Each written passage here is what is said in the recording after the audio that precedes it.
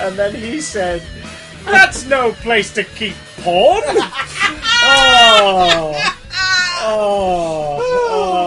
And we were never allowed back into that parish again. Oh! Welcome! It's under the pew! Welcome! Tiny little men and women. I'm hiding my razzles under the pews. This is the voice of God. And also Chris.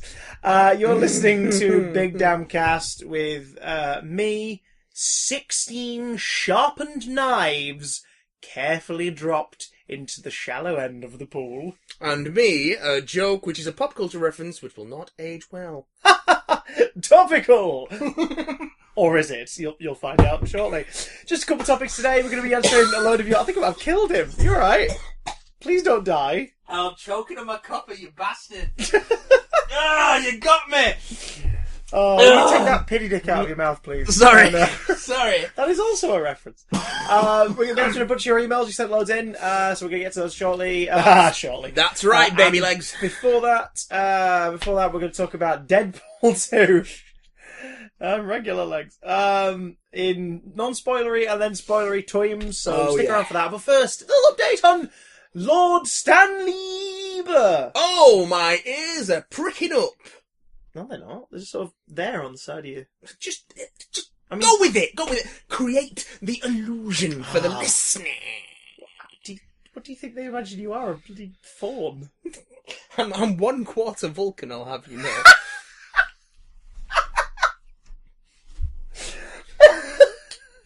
Have their ears ever moved? I mean, I'm imagining a sad Vulcan. That's why they're so cold and logical, because if they get sad, their ears droop. No, I was watching an episode of The Next Generation the other day where a crew member is 1/4 Vulcan. Yeah. But he's then revealed to actually be 1/4 Romulan. Oh! Because they're kind of the same species. Yeah. And his ears are ever so slightly pointed. Ever so slightly pointed. It's just like someone just got on, just like a little bit of plasticine on the curve of his earlobe and then just pinched it up into a little point. On his head? Tiny little point on his babby's head. Babby's head. On his babby's head. I wonder how many times we've said that people understood what the hell it means. Never. Actually never. Let's talk about Stan. Tell me about Stan Lee and what's been going on with good old Stan. Well, a few episodes ago, we talked about the unfortunate and difficult situation that Stan Lee was possibly in, involving one, if not two, slimy groups of people. Yeah. It's all been a bit dealing with his affairs. Weird, isn't it? He's been unwell, and I don't think he's been unwell as much as he's just been 95. Well, no, it all started around the time he got pneumonia briefly, And around that time he sort of went into care mode, like he was staying at home, and care nurse was coming around a bit more. I think he's mostly housebound now because he's old. He doesn't travel as much as he was travelling, but he's still getting out and about. For example, basically it looked like someone was taking advantage of him, and it could have been one of two main kind of groups. It looked like one involving his daughter and a lawyer, and the other involving associates of his that were colleagues to a point. His sort of good friend, who was like his manager, had been forced away, and a housekeeper of his and one of his care staff had been told to go away, even though they got on really well with him. And it was like, well, this is really dodgy. We weren't quite sure what was happening. But then, a couple of weeks ago, the Infinity War premiere happened in LA, and Stan attended. Yay! He cruised the red carpet in a mobility scooter, but for some press pundits, not too many press, mostly just the actors and the producers, he got up and went over and gave them hugs and was chatting with them and stuff. So he was very much there. He wasn't really taking questions aside from just giving little sound bites about the Avengers and what a wonderful occasion this is and why am I not on the poster and all of his usual wonderful self-derogatory humour. If I'd have thought, back in 1963, that my little drawings were gonna become this. Stan, you didn't draw anything. The Jack's little drawing. And my words. But mostly my words. Well, I mean, Jack kind of wrote the words. You just sort of finished the words. my creation. I mean, to be fair, you co-created. No. The Marvel method was both problematic and kept lots of artists employed consistently at the same time. So All tracing over Jack Kirby's work. Yeah. Anyway. Jack Kirby still drew everything. Jack, the carpal tunnel syndrome Kirby. I finally reached the point in Classic X-Men where Jack Kirby stops drawing it. Oh, is that weird? How many issues in? The original run was like 95 issues or something, was it? It was quite a lot. No, it was like 60-something issues, and it went to reprints until issue 94, which picked up off the back of Giant Size X-Men #1 with the new team. We've got a visitor. A tiny creature just pushed the door open. Trying to get in. Hilarious. So Stan's been seen publicly, and around the time of all this nonsense going on, James Gunn and Rob Liefeld and Todd McFarlane and Kevin Smith and quite a lot of people started tweeting at Stan, basically saying, "Hi Stan, like, long time no see, we should hang out." In a way where it was like they were all clearly trying to gauge a reaction, because Stan used to be very active on Twitter, and it was very clear that it was Stan writing the tweets or dictating them to whoever was with him. Because he's got dodgy eyes now. He's got macular degeneration. Yeah, but he was always very active. And then at a certain point toward the end of last year when he got pneumonia, all of the tweets and all of the Facebook group posts were all just the direct share feed automated posts from Stanley's website. Yeah, it was all which is basically a comic book news website. Very, very much publicity penned, social media. Top 10 things you might have missed in the Avengers trailer and stuff like that. Here's the thing about a thing that's related to comic books. But not the thing. But not the thing, because we don't have the rights. No, it's coming back. The ever-loving, blue-eyed, shape-shifting Arctic creature alien thing. No! Wait a minute. Not that thing. The other thing. Ooh, my thing. Hey. But they did, they just started doing that. So it was like, so Stan's not tweeting anymore. It's just the automated stuff. Yeah, I thought that was weird for a while. And for the last 4 months, it's been pretty much that. The other day, Stan tweeted. He tweeted something like, "Who was your favourite Avenger in the film?" Something like that. No article attached to it. It was like, huh. And then a couple of hours later, he tweeted, "Today is the first day that I've tweeted from this account myself in a long while. I want to say thank you for all the love." And you know what I mean? So it was like, okay. Made me smile inside. I know, but it makes me think he also wrote that Avengers one. He was just sort of, I'm just going to see, let's chat with him, because he used to do stuff like that. He used to have a really funny bit of Twitter banter. He called himself the Generalismo, and he'd tease people, and he'd retweet other stuff and comment on it. Yeah. And he put out a few tweets. And here's the thing: I was reading them to Lucy before. She went, "That doesn't sound like him." And I said, "No, do you know what it sounds like? These tweets. It sounds like dictated tweets." Do you know what I mean? It's not written in the style he used to write them. Dicks. Oh, God. It's not written in the style he used to write them. So at first I was a bit suspicious. Yeah. But then he kept saying, he's mentioned that his Facebook and Instagram are out of his hands and he can't log into them. Mm-hmm. Which seems true, because again, those accounts are just posting the website stuff. And then he kept saying he wanted to... there's a video up as well. Yeah, he wanted to stream or broadcast on Twitter in some way to speak to everyone face to face. And then he asked people for help on that. So people were obviously saying, you can record a video and upload it and stuff like that. And then half a day later, which I believe was yesterday, he posted a very quick video just saying, "I've seen all your tweets and I'm very appreciative. Thank you so much for all the love. I'll speak to you soon, Excelsior." So you're like, okay, Stan is in, whatever's going on, Stan is involved. In that video, he's referring to Twitter. He's referring to the tweets that have just gone out. Yes. And then after that, the only other activity is a retweet, and this is where I'm going to have to ask you to elaborate here. Okay. Is a retweet of a New York, Times Weekly or whatever, report about Stan Lee suing his former company, Pow Entertainment, for up to $1 billion in fraud charges. Yes.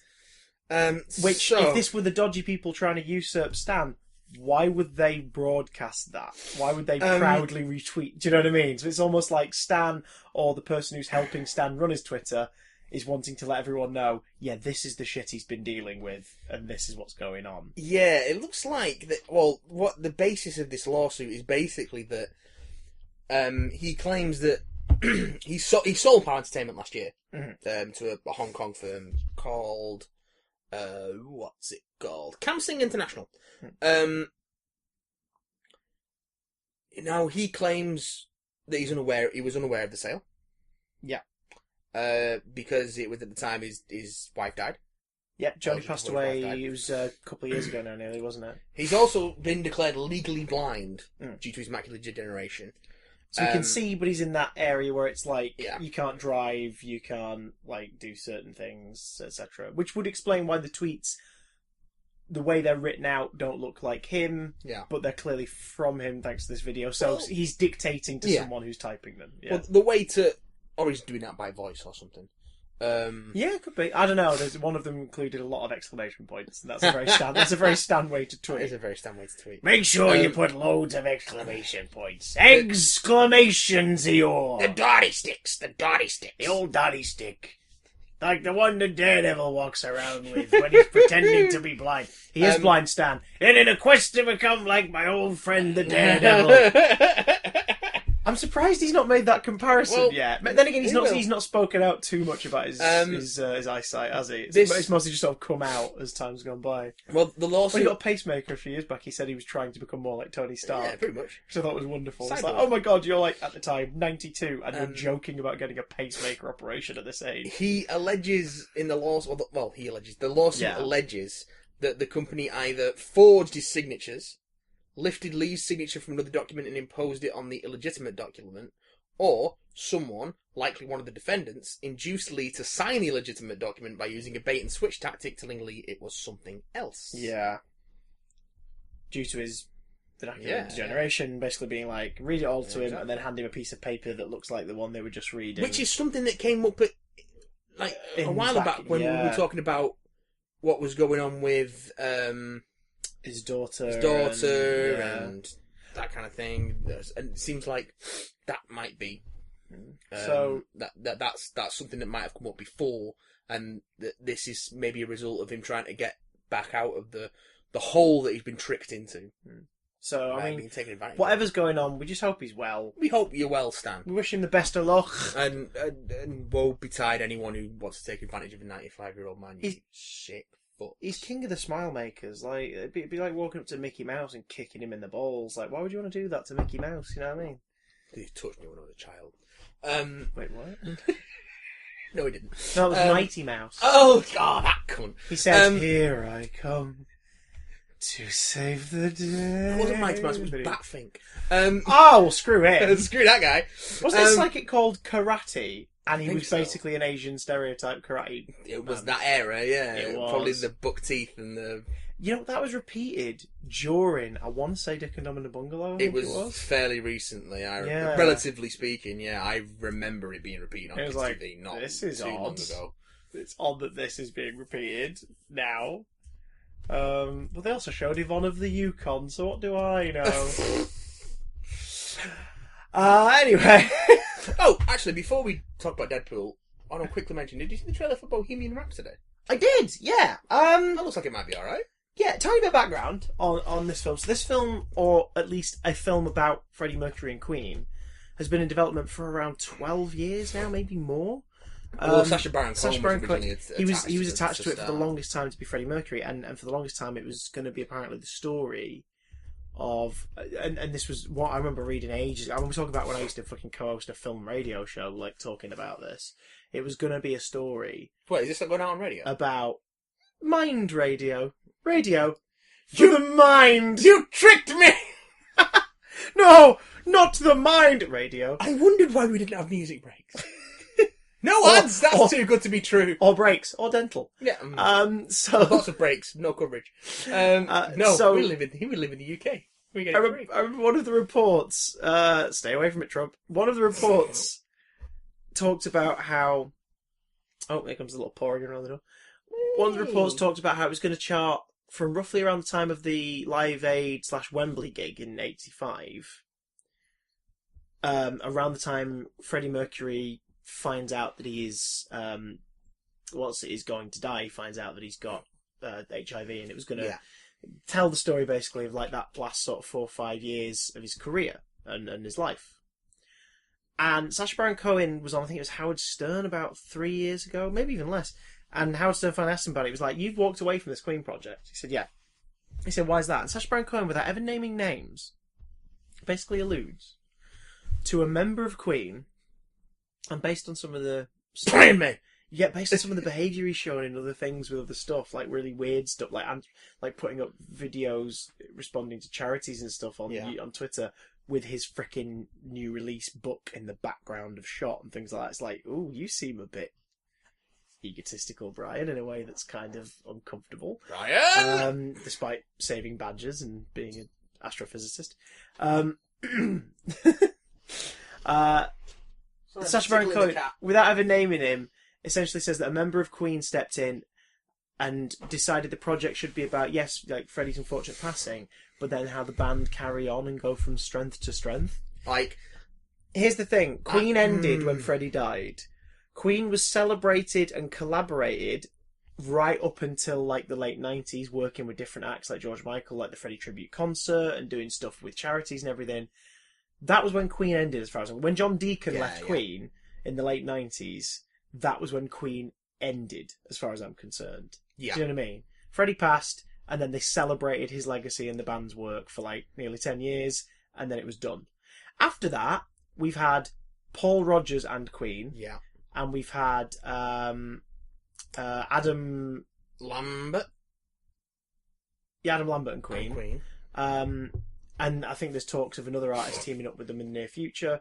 That's great. That's not Queen, that's and Queen, which I think is fine. That's great. It's its own thing. It's the legacy of Queen carrying on with different vocalists, trying stuff out, playing around, releasing some new music occasionally. Have they released any music? Paul Rodgers one, they released an album, which was a mix of songs by Free, songs by Queen, and new stuff. And same with Adam Lambert, they've released an album with like new studio tracks on it and things like that.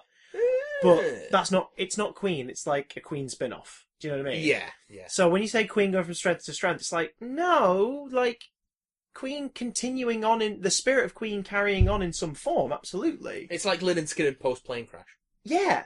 Like, but that's the thing with this is, if you're going to do a biography, you're going to do a film of the story of someone, you don't end Act 2 with Freddie dying. No. And then tell a story about John going, right, okay, I'm kind of done now, because this isn't the same anymore. Right. I'm going to bow out now and just look after the business side of things. And then Brian and Roger being like, and we're going to collaborate with other artists. That's not a third act of a movie. Real talk. Queen have not gone from strength to strength. No. Since the death of Freddie Mercury. No. They've just continued to be around. Yeah. But whatever. So, the project was obviously being tampered with to the point where Sacha Baron Cohen had been attached to it at this point for like 10 years. I think he's older now than Freddie was when he died. Yeah. And they wanted to tell this movie. They wanted to make this movie like at least 10 years ago. Well, it's true. It was, yeah. They wanted to make this movie like 10 years ago. So, yeah. Then it gets fast tracked about a year ago.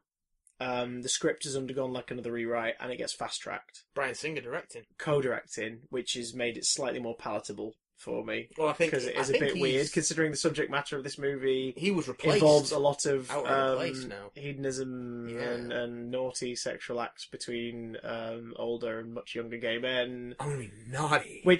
I'm a naughty guy. Which, I'm not obviously saying that Freddie's life was that sort of stuff. Like, Freddie's life wasn't anything horrible or nasty. But he was a hedonist. But it is also kind of uncomfortable knowing that it would be directed by a director who has been accused many times of grooming very young actors people.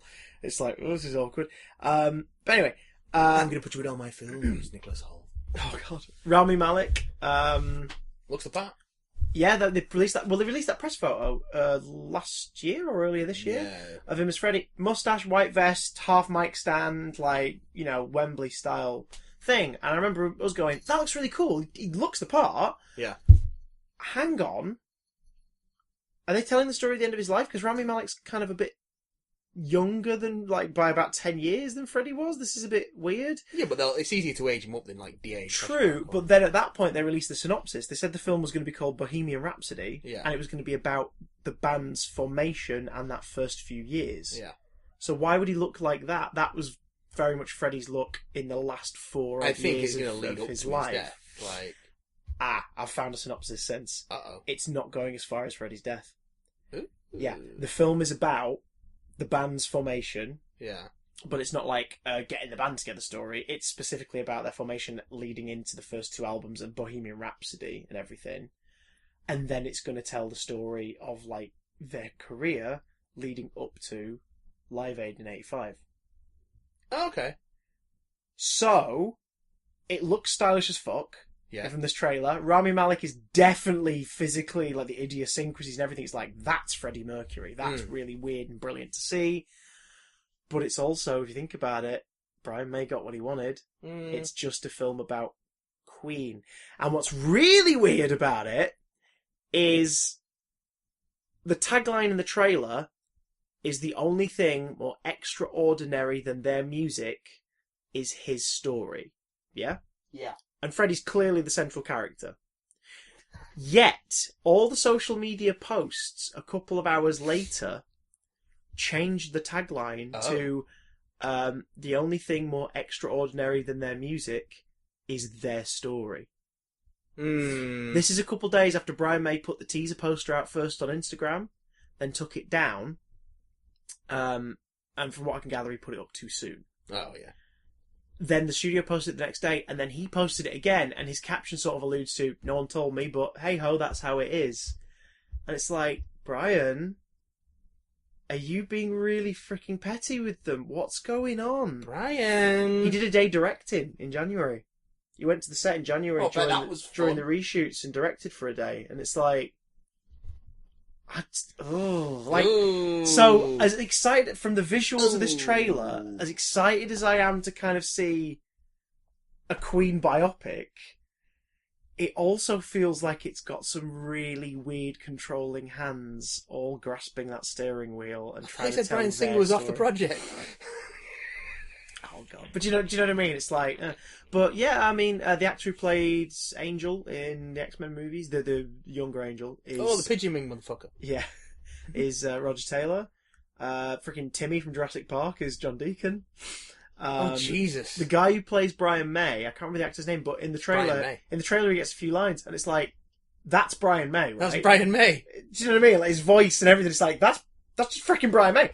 Rami Malek is acting through teeth. Oh, yes, is he acting through teeth? And they've not shied away from, like, you watch early Freddy stuff. I used to binge. I had 3 VHSs with taped off the telly documentaries about Queen. Yeah. But I used to binge when I was a teen. And the earlier footage of Freddy, like, he's not quite... I know that sounds weird. The moustache sort of solidified his upper lip a bit. Yeah. Pre-moustache, his upper lip moves around a lot. And he's got what Americans call British teeth. Do you know what I mean? He's got a massive set of front chompers. They are cartoony gnashers. Yeah. And he famously never had them corrected. He never wanted them corrected because he was worried it would alter his voice. It was a great look, though. It was iconic. Well, that's the thing. After they sort of piggyback on the glam rock style and they start to find their own look, and especially when you move into the 80s where he goes for like the short hair, vest, mustache, like Mike Stand and everything. He fucking rocks his look by that point. Like, he knows who he is completely by that point, and he owns everything about it. But it's refreshing to see that they've not tried to Hollywoodize his physical appearance, because you see the footage of them around the time of Bohemian Rhapsody, the trailer, and Rami Malek is obviously, like, he's Jim Carrey'd in The Mask with this stuff. He's taken those teeth and he has practiced working with those teeth. Well, you have to, don't you? I like Rami Malek. I'm looking forward to seeing what he does. He's a good guy. Lou was watching the trailer and she went, I just keep wanting to smack him for trying to murder all my friends on a mountain. I was like, oh god, never watch Mr. Robot. You'll confuse yourself even more. But, I also checked the credits for it. I can't remember his name now. He's got a lovely name. It's like something LeBeau, but there's a mainly theatrical actor playing. And I wanted this character to appear in the movie, and I'm so fucking happy he is. Kenny Everett is in the film. Which makes sense because Kenny Everett, for those who don't know, because it's hard to find his stuff commercially, and when BBC Store started looking for older stuff to release on the digital store, they were in the process of looking for Kenny Everett stuff when they closed up, and it sucks because the only Kenny Everett DVD you can buy is the Naughty Bits, which is it's DVD version of 2 VHS tapes released by Granada of his ITV show, which was funny, but also had like dance breaks from Hot Gossip and things like that in it. So, every hour and a half long video, like 20 minutes of it is dancing and music routines, and it's a shame because it's like you want the comedy and the weird shit. He was big friends with Freddie and with Queen in particular. His BBC show is amazing, but he was DJing. I think he was on pirate radio at this point. I don't know if he was with the BBC yet. I'm not sure. Actually, no. I think he might have been on. Yeah, because he was definitely on land. Because when he was pirate radio, it was pirate radio, like outside the boundaries on a boat. I think he was with the BBC at this point because it's one of the things that got him in trouble during his DJ career when he started before he became like comedian for TV full time. Yeah. When Bohemian Rhapsody came out, he'd gotten to know them from watching them live, and he thought the song was that good that he got an early copy of it. Yeah. And the moment, like the day that stations were allowed to play it and stuff, he already had it.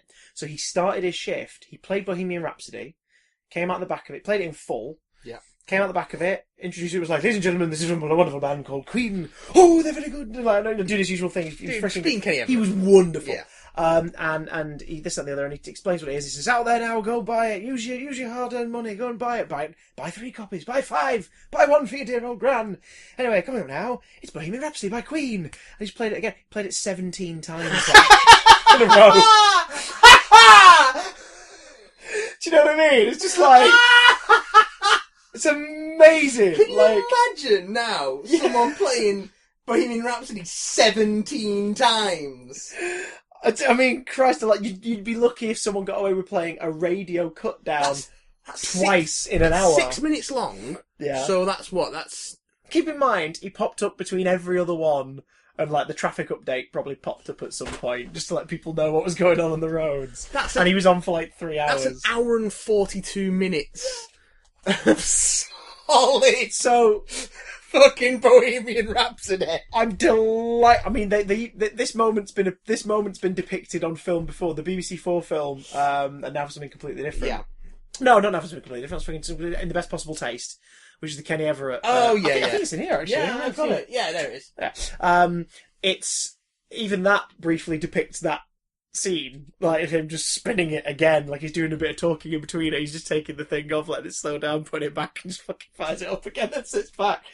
I'm so delighted that's going to be in a major motion picture, and just like I was when you see like the actors who were the goons portrayed in The Life and Death of Peter Sellers, I'm just weirdly overjoyed that these British comedy heroes from like the 60s, 70s and 80s are appearing in major motion pictures as characters in biopics. It's just so weird. It's pretty good, right? Yeah, so it was like Life and Death of Peter Sellers, freaking there's Steve Pemberton as Harry Seacombe, and I'm like, Harry Seacombe is a character in a big budget freaking biopic movie. This Harry is so Seacombe weird. was always a character in a big budget biopic. That's true. Movie. I can't remember who played Spike Milligan in that, but anyway, it's just like, this is weird. I think it looks pretty cool, and I like the remix of the Queen music used for the trailer. Yeah, the arrangement of bits of their songs. Linking other bits into the thing. Yeah. Tim Roth, he'd be an alright Spike Milligan. Oh, yeah, especially now. Yeah. Especially now because now that his face is aging more, he's got that kind of like the pronounced nose and the droopy eyes that Spike had. Yeah. God. Anyway, we talked way too long about Bohemian Rhapsody. Our average demographic is like in their mid to late teens, and we're here talking about like freaking comedians from the 50s. I don't care about you teens! Screw you kids. Get some edumacation. Oh, you watched Holy Grail once, so you think you're fucking a comedy hipster. Go listen to some Goon Show. You don't know nothing. National Lampoon. Go listen to bloody... Well, yeah, to be fair, I mean, that's the millennial equivalent of all the shit we were listening to and watching, wasn't it? Quiet, you! Go and listen to some freaking Peter Cook and Dudley Moore. Oh. What's the worst job you ever had? Carry around a bucket collecting all the gobs of spit for Winston Churchill when he's doing his speeches.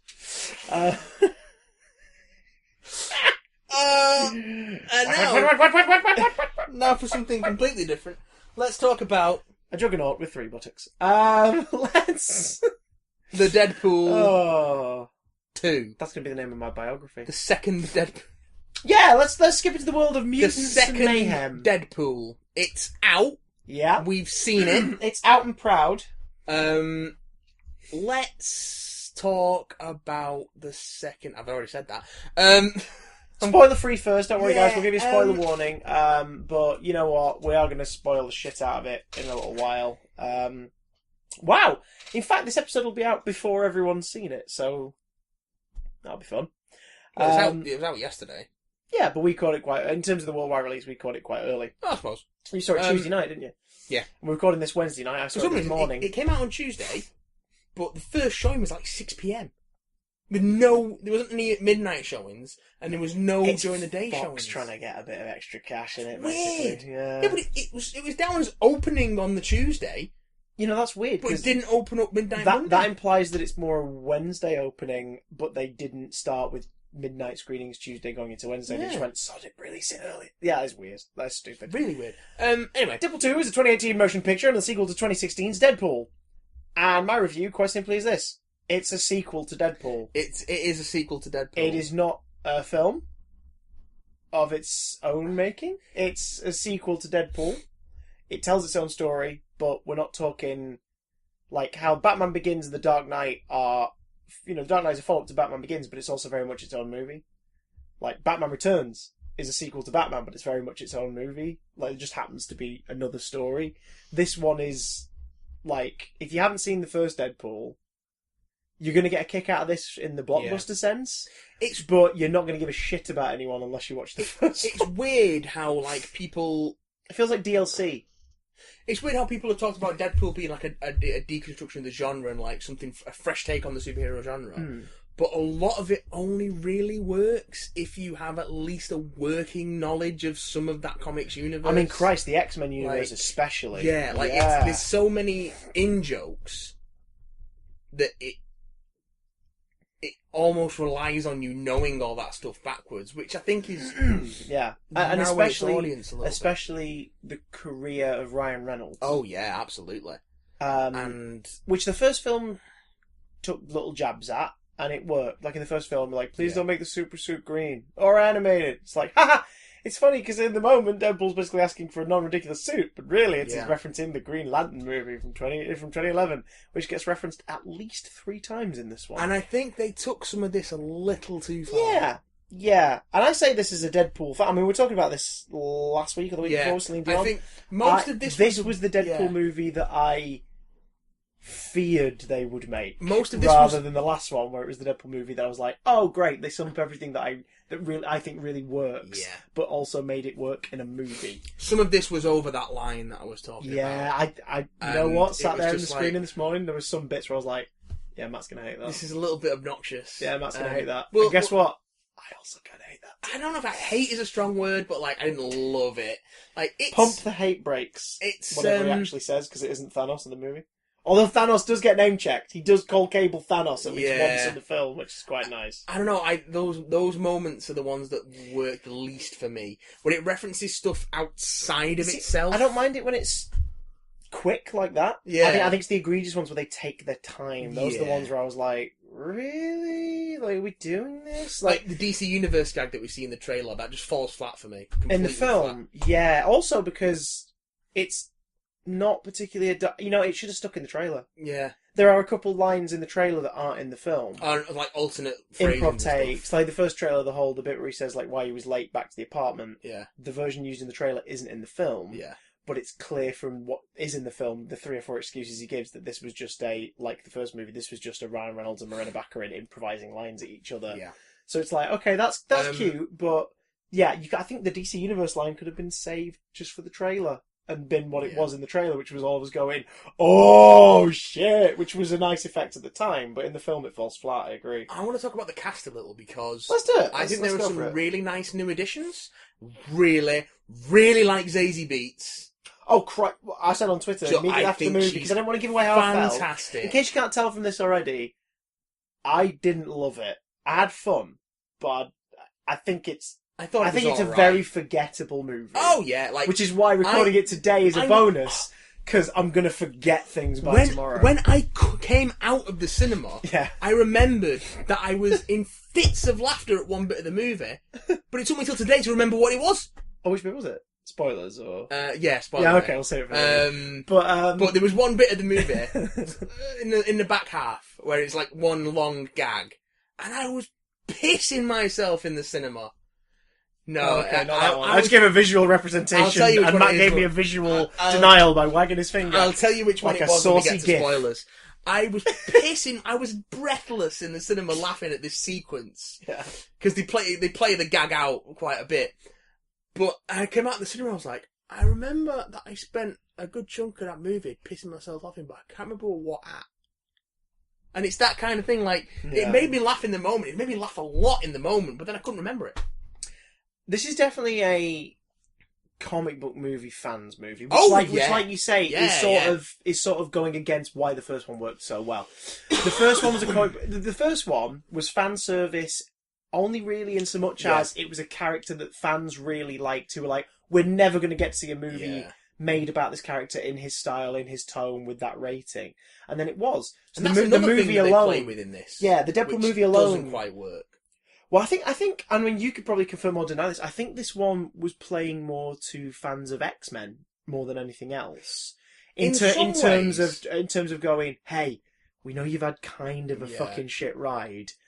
We're gonna throw you some bones. Some of them are gonna be things that'll just make you smile. Others are gonna be whole characters that make you go, oh shit, I can't believe they're doing this. In some ways, I got more of what I like about X-Men as a property out of this than I have from any other X-Men movie. Yeah. In some ways. Yeah. In other ways, refrigerator. Oh, man. Well, again, like... I knew the tone was wrong from the beginning. Because it's a little all over the place, isn't it? Especially the first 15 minutes, I'd say. The opening shot and the joke that comes with it, which is of a music box prop. Yeah. I was like, really? Yeah. This is how you're opening? Yeah. If they'd have just stuck to the dialogue that follows, I probably would have felt a bit less weird about it. But also because they're referencing a movie that's only just a year old, that some people may not have seen or care about. So those people, the people who don't care about it will be like, and? The people who haven't seen it but want to will be like, what? Wait, hang on, is that what happened? Do you know what I mean? It's a bit like, Whereas if you just referenced it in dialogue, it's a little less thingy because it's Deadpool being wacky, but there is a visual representation of a big spoiler from another recent Fox Marvel movie that is arguably the best movie that Fox Marvel have made together. Oh, yeah, definitely. So it's like, it almost feels a bit... It almost feels like it's a coattail gag rather than a reference. And I think that's the moments where it's doing that. Yeah. And referencing things further outside of itself than it would normally. Like, it's not just referencing like, X-Men as a mythology, but like referencing specific recent things. Yeah.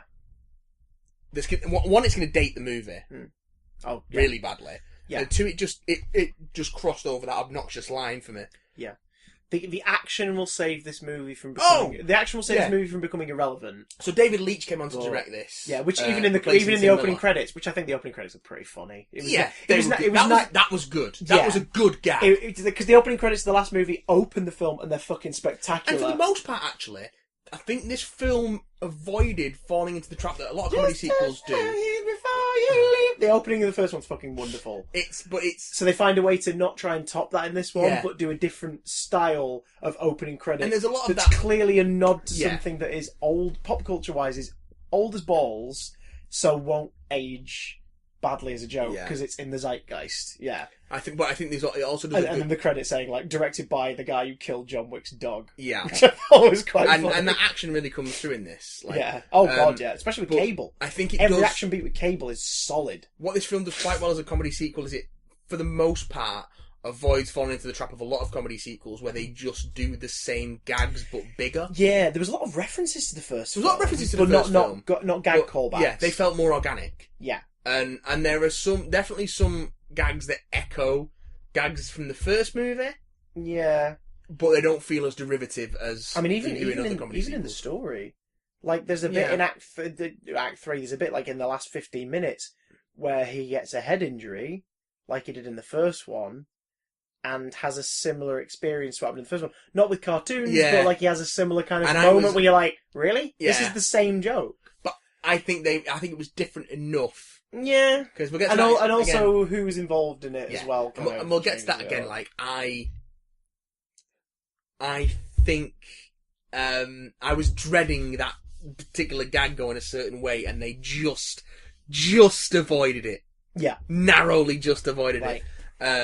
It was fucking close though. Who else is good in this? Josh Brolin does a great job as Cable. He's brilliant. Yeah, he's brilliant because again, Cable's a tough character to like. I only really know Cable from bits and pieces of later Deadpool. I didn't read Cable and Deadpool. which is why it's a big deal. Cable's in this for comic fans, because the majority of the 90s, They Cable share and the Deadpool title, was yeah. a very popular sort of like, C-list, And Cable's C-list Marvel title. Cable's a big part of X-Men mythology. Especially the 90s as Yeah, well. and X-Force and all that stuff.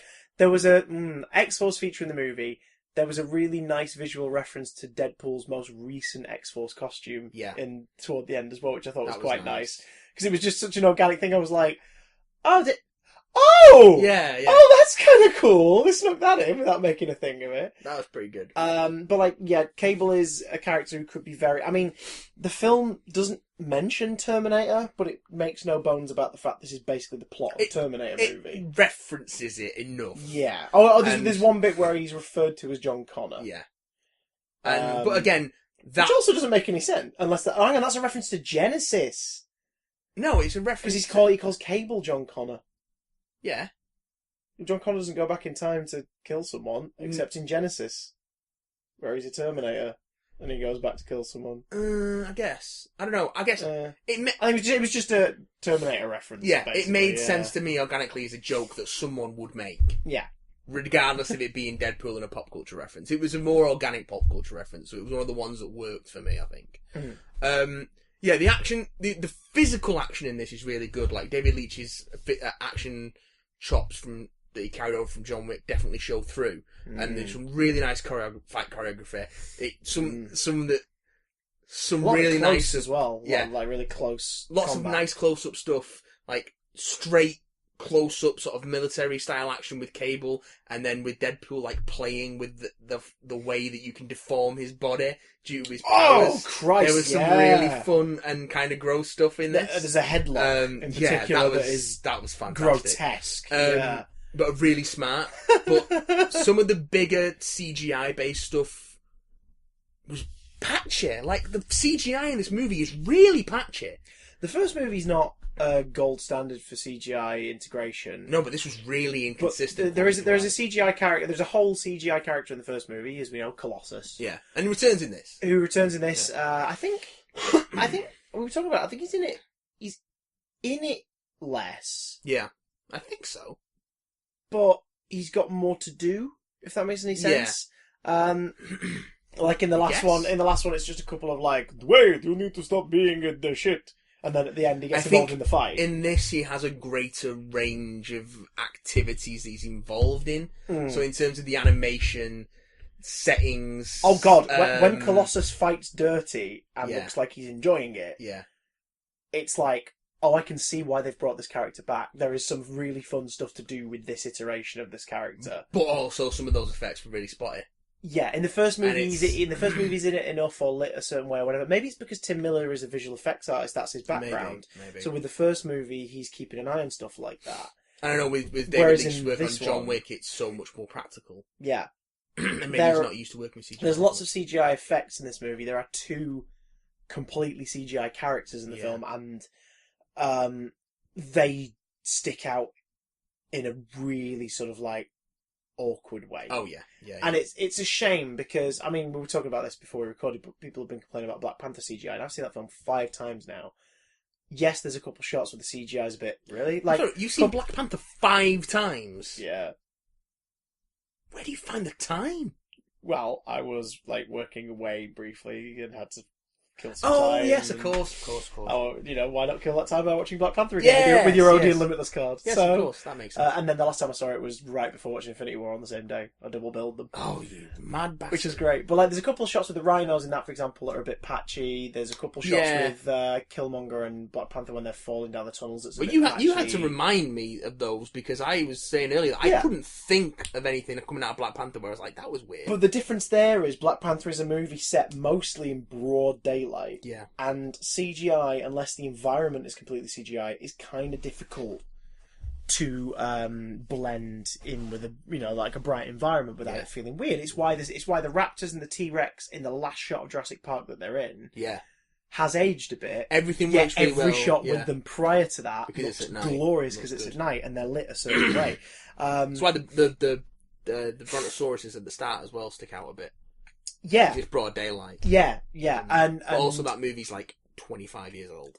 And the CGI in it has survived so much better than more films from the 90s that came after. Skip 4 years ahead to Lost in Space. Oh! Yeah, oh god. Oh! Spawn's Cape, anyone? Oh! So, yeah. Spawn! The blood in Blade. But anyway. Did you ever see the version of the end scene of the end fight of Blade? I devoured the deleted. Blade was an early DVD for me, so I've watched those features and those deleted scenes in that commentary. Were some motherfuckers always trying to ice skate uphill? Oh, always. Always. Yeah. What did he say? Don't know, just leave it in. He's awkward to work with. Let's keep going. Well, the point is that Black Panther...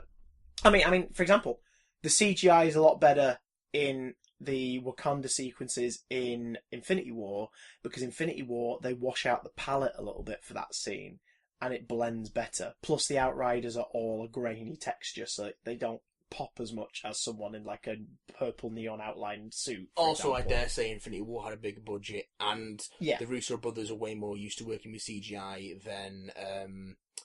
Plus, also... Remind me of the Black Panther's director name. Ryan Coogler. Ryan Coogler is. Plus, also, more frantic visuals from those characters. It's not a rhino charging at a pace, it's these things thrashing around. There's more going on, so we can hide much. Whereas, so in Deadpool... You do get that in a couple of instances where there is action with CGI that it's that quick you don't really notice, but then there are other bits where the CGI is the action. For example, the shot from the trailer where we see Domino casually walking through like a car wreckage as it's happening. That one shot in the trailer looked fine. That sequence looked abysmal on the big screen. Because everything around it was clearly a visual effect, and she was just green screened into it. The compositing and rendering in this movie is not going to age well. There's a bit where Cable leaps out of an exploding vehicle toward the door of another one, and it looks more like an end credits like graphic montage, rather than an actual him leaping out of an explosion. It looked more like a poster version of that or something. There's more going on visually in this movie, but it doesn't have the visual flair of the first one. Yeah. It just doesn't have it. It's not there. It's not present. It's which is a shame. All in all, I mean, okay, actors, let's beat off some actors giggity really quickly. Ryan Reynolds brings it again. Yeah, I mean, Ryan Reynolds is Deadpool. He seems like he's having an absolute ball throughout the movie. He does get a couple of really weighty moments. Yeah. Arguably not as weighty or as emotionally deep as the first movies, simply because he moves on quicker to jokey jokes in this. In the first one, after all of his origin story and all that stuff, and you see him trying to talk to Vanessa, and he doesn't talk to her, and he walks away, and then you cut back to the bridge sequence of the opening, and again, that's one thing they did in both movies of, hey, good, we're all caught up. Okay. Then they move on. In the last movie, that's fine, because his prologue, his flashback, ends in a way where you're like, oh, I feel really bad for him. So when it comes back, he's not straight into the wacky wackies, but it is jokey again. But you sort of get that sense in the first movie of, oh god, he's doing this because he's trying to hide how much he's hurting. Do you know what I mean? Like, he's insane, yes, but he's also he's talking, running his mouth because he's trying not to think about how much it's paining him to not be with her and everything. And that works really well in that first movie. In this one, it's back to jokey jokes almost immediately after a period where his character is hit by something that is quite devastating. And he's almost jokey jokes immediately, and it doesn't feel... I mean, one of the characters points out... Actually, that was a gag I liked. It's the guy who gets into a bar fight with in the last one. Yes. He sort of psychoanalyzes him and basically says like denial is one of the stages of this, and it's about facing this and the other. Yeah. And then he just sort of says to me, he's like, "Shut up." He says to me, like zip it thingy, or we won't give you any more lines. Any more speaking lines. Any more speaking lines. Yeah. And it's like jokes like that work because they're quick, like they're quick, weird little moments. But even the film references, you've got over this really quickly, and maybe you're in denial, but then it's too jokey, and it's like, huh. There's also a few times where the film plays stuff in a way where after it's happened, you're like, oh, they wanted us to be emotionally invested there. Yeah, but because it's so tonally odd in places. Because the whiplash is so sudden, and I get that's part of that zaniness is part of the character, but it's just so quick Especially because some of his zaniness is neutered to fit the adaptation in the first movie, and it works so well. Like the first movie captures the spirit of that character in his world, but it also reshapes it to work in a movie. Yeah. This one does feel like they're trying to be a bit closer to the wacky, and tonally it feels jarring. It just with never the quite stuff you're settles. invested in. It never quite settles. Yeah, which is a shame because there is some really good stuff going on in this. And good performances. T.J. Miller, the Despicable Cad, is arguably good again. Who's it who plays Blind Owl? Leslie Uggams. She's great. She's not in it a lot, but when she is, it's a joy to see her. So good. That must have been the easiest gig she ever did. Right, in this scene, we want you to sit on this couch. What we're doing in the next scene, you sat on this couch. That must be the comfiest gig she's ever had. So good. Miranda Baccarin is back and is criminally underused. Yeah. Especially because their chemistry on screen is wonderful. Which is one of the fact things they're not in many scenes together is like, yeah, that was one of the things I was most annoyed about this movie is the way they use Vanessa and what they do with the character. I mean, even Amazing Spider-Man 2, which is a terrible movie, is a terrible movie that knows one of the big highlights of Amazing Spider-Man was the chemistry of Garfield and Stone together. Yeah. So they make sure that they're in a lot of the movie together. Yeah. But well. Colossus is a lot of fun again. Negasonic Teenage Warhead isn't in it much, but she still brings that kind of just attitude and that cool look. Great, I want to get to know this character. Great but underused. And Yukio, her girlfriend Yukio, yeah. Again, but they do the same. Who looks very different in the comics, if I remember correctly. She's more like dour and dark. But they do the same gag with her over and over and over again. Yeah. And nothing else! Well, I think that gag would work better if we saw more of Negasonic's reaction each time, because that gag's obviously happening to wind her up, but we never see that. So it's like, So it feels more like a nod to the audience, but it'd be nicer if it was a character thing. Yeah. Who's Russell? What's the actor called? Julian something or Kid other. from Hunt for the Wilder People. Yeah, Julian Williamson. Well, he's great. Williamson? He's really good. Oh, let me find him. Let me find his face. I didn't choose the Scotch Life. The Scotch Life chose me. He's great. And Julian Dennison. There's a wonderful line where Deadpool says, "Why don't you become a superhero?" And he's like, "Because have you ever seen a plus-size superhero?" Yeah. Which I thought was kind of a fun line, because he goes like, "Yeah, superheroes suck," and it's just a little obviously dig at the fact that like why not? Like why the fuck not? But then this kid's story arc goes in a way where you're like, yeah, he's not a role model, so yeah, you know what I mean? Like Eddie Marsan, who's Eddie Marsan again, great. As always, great he's a fabulous actor. And because of the casting of him, I was so expecting him to be more than he was. But again, I'll talk about in spoilers. I'll talk about what especially I think they could have done with the structure of that. His hairpiece and everything. It was like that looks not fake, but almost like there's a reveal involved here. I don't think they ever name him properly, but there's an implication of who he is. I think in the credits and IMDb and stuff, he's just listed as the headmaster. He's not listed as a character. There's a couple of actors on the Deadpool IMDb that don't have characters listed. And one that is a character that apparently is played by themselves, but we'll get into that. And I still yeah, but it's called like the what is it, Academy? It's the Essex Academy. So that's attached to Mr. Sinister. Yeah. But Mr. Sinister was alluded to in the Apocalypse post-credits scene. Yeah. So I don't know if he's Mr. Sinister, but he's definitely one of his like acolytes or something, maybe. Or well, he's not, because he's anti-mutant, but it could be that it's a front that Sinister uses to maybe recruit or to take mutants for their powers. And they kind of have the mutant prison. They have the mutant prison, icebox, and so it's alluded to that there's some sort of mutant management agency. But the X-Men aren't fugitives. They're sort of like known because the news. Yeah, they're known reference superheroes, them. And I guess you don't have to worry about that stuff because it is a comedy at the end of the day. But it's just the mutants that are kept in the mutant prison. You're like, oh, these guys are criminals and people who cause that. So maybe it's a case of mutants who cause public acts of disturbance or terrorism are then detained. It spends a lot of time like being funny without actually building a world and fleshing out its setting. Yeah, which was nice about the first one. They didn't really have to, because the first one was basically a love story action movie that dipped a toe into X-Men bit. If you have a more fleshed out setting, you can actually make more jokes about it. Yeah, and delve into the comedy deeper, but they don't. So part of the reason it doesn't settle as well is it jumps around quite a bit. from this, and you're in this place for this long, and then you're out of there again, and then you're in this place, and then we're out of there again, and then this is happening, and how long has that taken? And this is how long has it been? And then there's at least 3 occasions where it's like, we've got to go after the kid, and it's like, why have you retreated? Yeah. Why are we back here? Keep the story flowing. And is this the next day? Is this later the same day? How long has it been? How long does it take for them to grow back? Like, it's just a bit... It's a bit of a mess.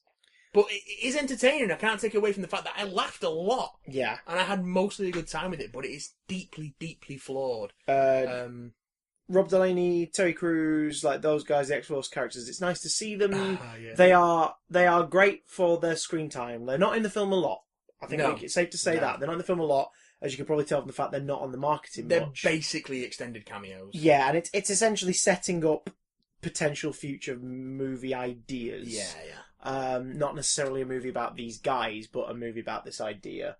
So they're a lot of fun. Zazie Beetz is great as Domino. Oh, she's so good. And Rob Liefeld. There's a Rob Liefeld dig about him not drawing feet, which is really kind of fun because it's like, oh god, they actually threw that in there. If this leads to a Deadpool 3 or an X-Force movie with a core cast of Ryan Reynolds, Josh Brolin, Zazie Beetz, Leslie Uggams, and Morena Baccarin, I'm in so much. Oh god, yeah. I'm so in. Yeah, absolutely. Abso-freaking-lutely. If that's what they want to do next, and the implication has been from interviews and press that they don't want to do a third Deadpool. Yeah. So X-Force would be the way to go. Yeah. I think it is. And they've already confirmed TJ Miller will not be involved in any upcoming projects. Because I've also seen one of the criticisms I've seen of it. Fucking potential sexually harassment, sexual harasser, and FBI bomb threat call. Yeah. I've seen one of the criticisms of this movie that I've seen a bit here and there is that it's not as much of an ensemble piece as the first one, and it suffers for that. Yeah, I kind of get. Yeah, which I think might be true, because as much as I like Ryan Reynolds' Deadpool, the jokes, when they don't land, they drag everything else down. Yeah. And enough of them don't land for you to go, Was that necessary? Was that necessary? This is over the line. Was that necessary? Not like the line of good taste, because fuck that. The Matt Deadpool line. Yeah, just like the line of obnoxiousness. The Matt Watson obnoxious Deadpool line. I'm not offended by this, it's just not funny. Yeah. Yeah. Like, I'm not prudish about anything that's in this movie. Like, oh god, no. In fact, in some places it's like, oh, you could have taken that further. Yeah. And in other places it's like, oh, I'm impressed that you took that far. But yeah. I also feel like there was one particularly graphic thing that was CGI'd out at the last minute out of panic. I don't know. As well. Just because of the way that shot was. Yeah, it looked like there was meant to be more there. It was a bit weird. And they went, maybe not. But let's talk about that. Let's get into spoilers. If you are concerned about spoilers for Deadpool 2, stop listening now, skip ahead to the emails.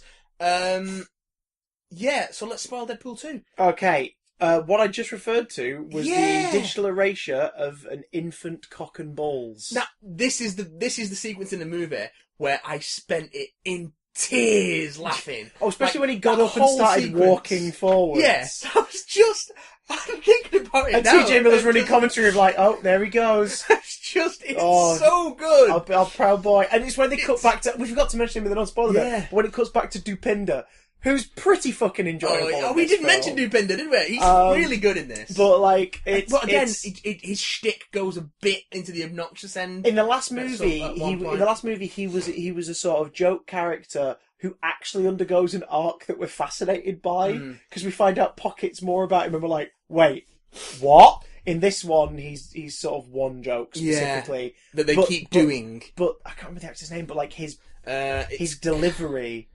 Like his delivery of this one joke is so good that I kind of forgive it a bit. Dupinder is played by Karan Soni. Yes, he's great in this. He's really good. His delivery sort of makes me forgive the one noteness of that joke. Really, like his energy. But when it cuts back to him during Deadpool with his baby legs as opposed to his regular legs walking forward, so good. It cuts to Dupinder and he's got this proud look, but he also very briefly retches in his mouth, and he's holding he spends that sequence like trying to throw up because that was fun. Deadpool shirt cocking it. He's straight up Winnie the Poohing it. Yeah. But that's what I was saying. I think there was a CGI cock and balls there. You do see it very briefly. Yeah, oh, it's when he does, He does the it's when he basic does the basic instinct. instinct thing. But the way the legs kept moving and the fact that it was just like the shirt wasn't covering him. And also people And keep it was just referring kind to of- his it- cock. Yeah, and it was just kind of a vaguely grey area. Yeah. I'm like, yeah, right up until the last minute, there was a cock and balls in the scene, Yeah, and yeah. then they've removed it. The whole way through. Yeah. There was full And on tiny cock and tiny balls. cock and balls. And So you do feel like they held back. I found out post-credits, and we'll get into the post-credits. Post-credits, there was meant to be the last scene of the post-credits. This was revealed last week. yeah. They cut out, and it's him because he's time traveling in the post-credits. It cuts to him in a a birth ward, like a maternity ward in Germany in like 1901 or what have you. And he's checking the list, and he gets next to a crib that says A. Hitler. And a baby starts crying, and he tells him to shut up. He says, "You'll thank me for this." And he turns around, and it cut to the POV of the baby as Deadpool gently strangles the baby. And that was the end of the mid-credits scene.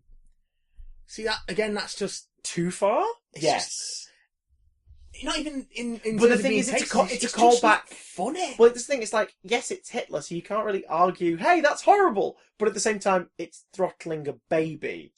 So visually, it's Yeah. still kind of like, that's a bit, like, is this a joke? Or is it meant to be more of a, oh god, I can't believe they went there, shock laughter moment. But it is also a callback to a line from earlier in the film. Yeah.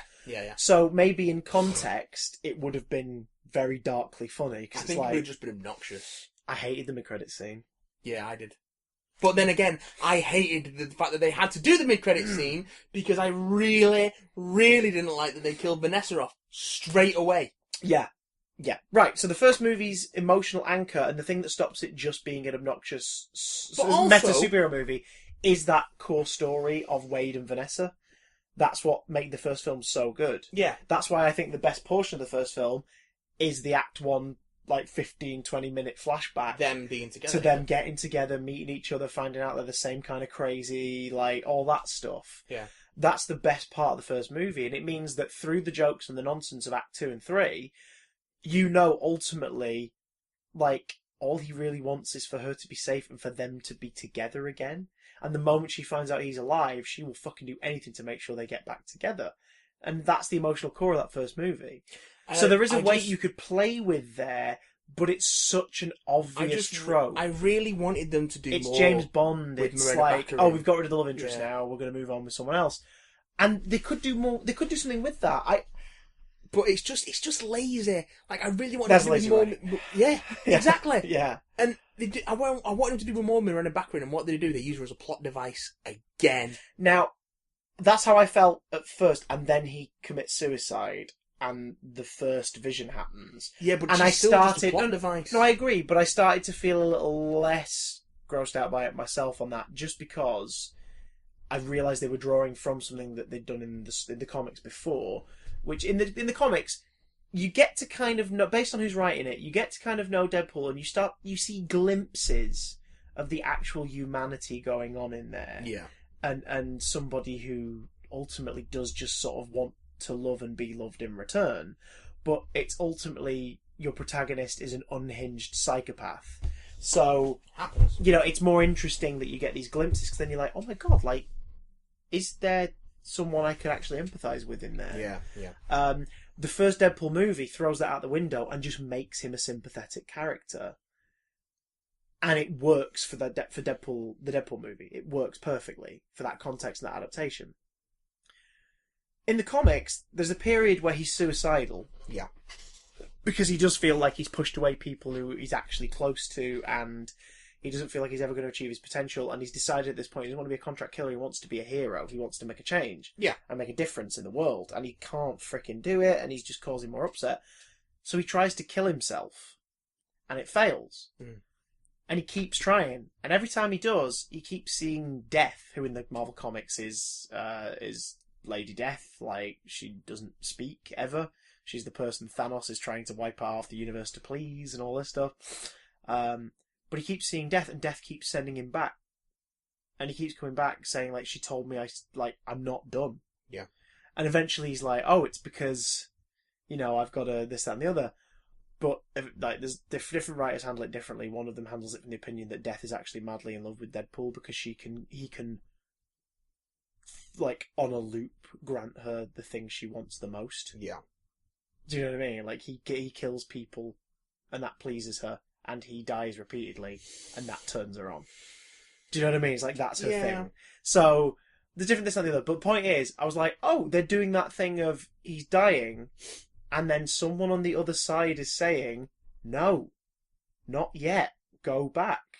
And they gave that to Vanessa, and I was like, okay, is there going to be a resolution? And I almost would have been fine with it before the post credits happened. Yeah. If he then died. If he'd have died at the end, I, as a fan of that first movie, would at least be like, well, at least they're together now. Yeah. In whatever fucking place it is. Like, yes, she got kicked out in a way that's like, really? You're doing this, guys? Like, yeah. But at least then he also fucking leaves the plane of existence too. I don't... And then off they go, and those characters are done, and that's their story. I don't... But it was like, she's such a good actor, and it's to not use her much was a weird call. That sour taste just never really left my mouth from that moment.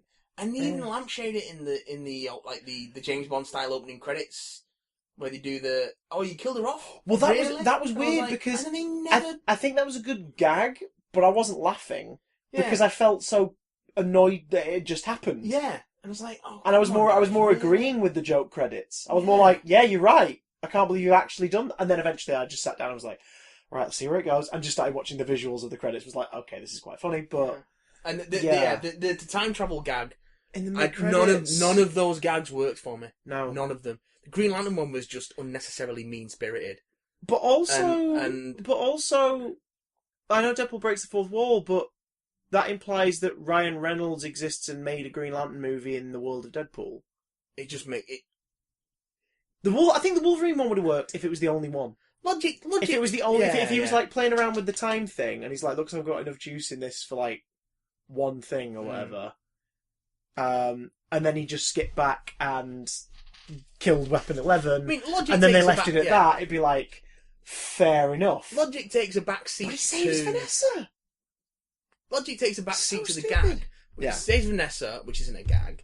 The Weapon 11 thing is it undermines the whole point gag. of his actual story then in the movie, and also it's like, oh, so she's alive now. But if you wanted to bring her back, you shouldn't have killed her off in the fucking first place. Yeah. You should have found something to do with Miranda Baccarin. Like, she's great. Or give her something to do. Or at least fucking bring her back in the film, not in the mid-credits jokey extra sequence. Like, she ended up as a damsel in distress towards the end of the last movie, and then she's killed off immediately for drama in this. Like, it's not good enough.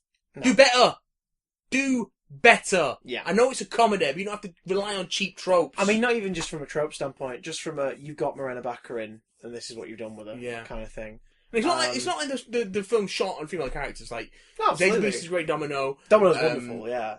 I really like Brianna Hildebrand, but she's not in it enough. And no, but it does feel more like it's cool that she's here kind of thing. Yeah, but she doesn't have like her character didn't really have any. Like, she doesn't have an arc. She's more a character that we just check in with, and it's like, oh, it's you. She's the Deadpool equivalent of the landlord and his daughter from the Sam Raimi Spider-Man movies. They're just these nice characters that when they pop up, you go, oh, it's them again.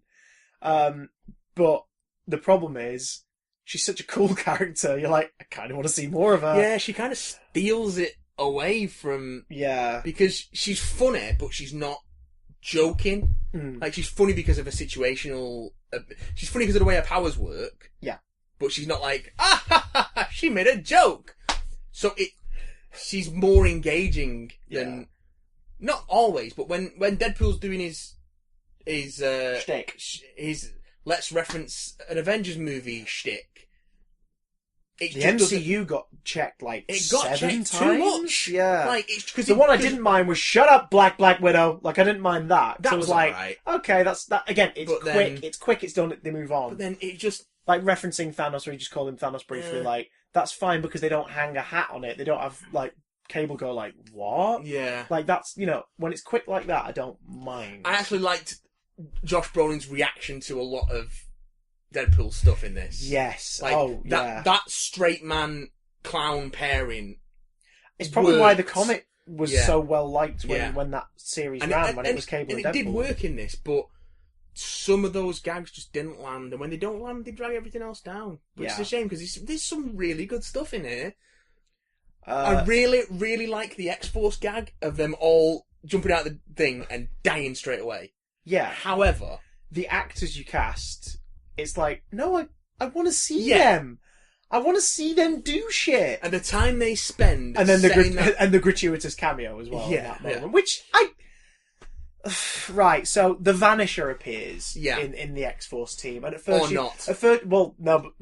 At first you're like, oh, it's a joke. He's not actually turned up. But then you're like, oh, there's a parachute with the rest of them walking Yeah, around. yeah. Oh, he's here. Now the Vanisher, if I remember, X-Men's not my strong suit, but if I remember correctly, the Vanisher is a Nightcrawler, Azazel kind of motherfucker who's got laser guns. He's not demonic. And teleport. No, but he's like red and he has a cape. He's got or something. he's got tattoos. Yeah, and He's a human-looking dude. yeah, but he's a teleporter. Yeah. And he's got laser guns. I don't know if he has remember laser that, guns, but he's a teleporter. I can't remember what it is. There might have been I like saw an him extreme 90s version, but like Yeah. Vanisher I remember is like hedonist, sometimes villain, sometimes pragmatic. in. Yeah. He can teleport himself and other people, but he does it like in bits. Yeah. It's like he sort of rubs So you he out. vanishes. Yeah. Now in this they just go with the joke of they've obviously Oh, he's invisible. someone's read the Yeah. name and gone, oh, that'll be funny. We'll have a thing. But then he's in the scene, Which is fine. Like, and then you see him die. He lands on a pylon, and he's electrocuted, and he briefly flashes into reality. And if I remember correctly, he's not wearing a costume of any kind. No. But it's Brad Pitt. Yeah. It's like, that would be funny if the rest of the X-Force hadn't been killed off. Yeah. Do you know what I mean? It'd be funny then because it'd be like, oh my god, like, Brad Pitt was playing that part and now Yeah. he's dead. Oh, that's kind of funny because we're not going to see Brad Pitt be in this movie But now. then they kill off everyone. But they except kill off Domino. Bill Skarsgård and Terry Crews and who's it? Shatterstar because he's really good as well. Something Tam. That gave me a nerd boner. Hearing Shatterstar's origin I'm described. Shatterstar. I'm from Mojo World. I'm an alien. I was like, yes! This is what I wanted from these X-Men movies all along! I mean, when he said Mojo World, I was like, just attentive. Like, I was like, the fucking Mojo just got mentioned in an X-Men movie. We're finally here. We're finally fucking here. But yeah, that's the thing. Like, the joke of them dying is great, because once it starts, you're like, no! Yeah. And then it keeps going, and you're like, no! And it's a funny joke, especially when Peter is like pulling That's so, Zeitgeist out of and the then just freaking gets shredder. so And he's like, we're X-Force, we're gonna get through this. He's like, right. And Bill Skarsgård, bless him, is just going like, yeah, we're X-Force, yeah. And then he freaking reacts and he vomits on Peter's arm and melts it and Peter dies, like, and then he just goes through that was great. Fucking great joke. And then obviously, the beautiful bullet point of the joke is Domino's completely fine. Yeah. Because that's her power. Yeah. Like the luck power, the probability power. It's like... And all the time, Dead will say, no, it's not a power, it's not a power, it's not a power. Yeah. And it clearly is. It clearly is a power. But it just sucks because it's like, again, we it's a could joke have had that Terry was funny, Crews. We like- could have had Terry Crews in another movie as Bedlam. We could have had Bill Skarsgård in another movie as Zeitgeist. Oh, it's a power. No, it's not. Yes, it is. No, it's not. Yeah. Funny gag. Goes on too long. Yes. Goes on too long. Especially because it runs past that scene. Yeah. If it didn't run past that scene, I'd be like... But even Fair in enough, that scene, but- goes yeah. on too long. It's like the Dean in the new Ghostbusters movie. It's like that where he does the flipping the bird thing, which I believe was forever. He's a stand-up, and Yeah. that's part of his routine. It's like, oh, Jesus so Christ. Paul Feig's obviously just gone, "Oh, can you do that here? I bet it's a killer routine. I can't wait to see that. Never. No, but you know what I mean? Like, in context, but it works. In that, slowed down a scene. But then again, that was something that happened in 2016 Ghostbusters. Every other scene slowed down by half an hour because they stopped to do an improv joke that they left in. And I think this didn't suffer from that. I heard recently he's been pushing, he's like, actually, yes, I do want to make number 2. I want to make number 2 as well. All over your suits. We enjoyed it on first watch, but by God, dude, don't make more. Leave it alone and move right on and never touch it again. I have a suspicion that this movie is not going to hold up to repeat viewings. I agree. First one does. Well, we'll be able to test that theory soon because I'm seeing it on Saturday. Lou wants to go watch it. Okay, cool. She said to me today, I popped into a place of work after the cinema to drop off something with her. Mm-hmm. And she said, what was it like? And I went, I'd rather you watch it and form your own opinion really on this in this instance. She went, it's not good, is it? I went, no, it's good. I just didn't enjoy it really that much. I enjoyed it, but I didn't love it. And she went, oh, should we bother then? I went, no, definitely come and see it. I would like to see it. Having Odeon Limitless, I've got the option to go and see it again without spending any extra money. I would like to go and see it again just to see, if I get more from it on that second viewing. But yeah, Deadpool 1 I've watched, I wouldn't say 10, but more than 5 times. It's the only Fox X-Men movie I own on Blu-ray. There you go. I've watched it more than 5 times. I've thoroughly enjoyed. I remember watching it twice last year because it was one of the movies on the flight to India, and it was one of the movies on the flight back. And each time I was like, "Oh, go on, hour and a half, Deadpool, bosh." This is longer, and it doesn't do anything unique with that longer running time. And it's because it jumps over the thing that I suggested, and I suggested this immediately after we came out of the cinema. I was talking to Kanisha about it. The first thing I suggested was that X-Force gag is great. Scrap it. Just introduce Domino. Yeah. As a Merc. Scrap the X-Force gag, great as it is, and spend that time fleshing out the antagonists, because they don't do enough of that. Because you don't care about Russell wanting to kill this guy because you see so little.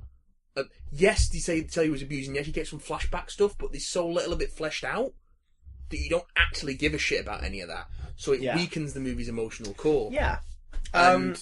It's the Cable Future stuff's interesting because again, it's a different version of the comic book origin, but it keeps the core concept, really, doesn't it? They don't go into him being a Summers.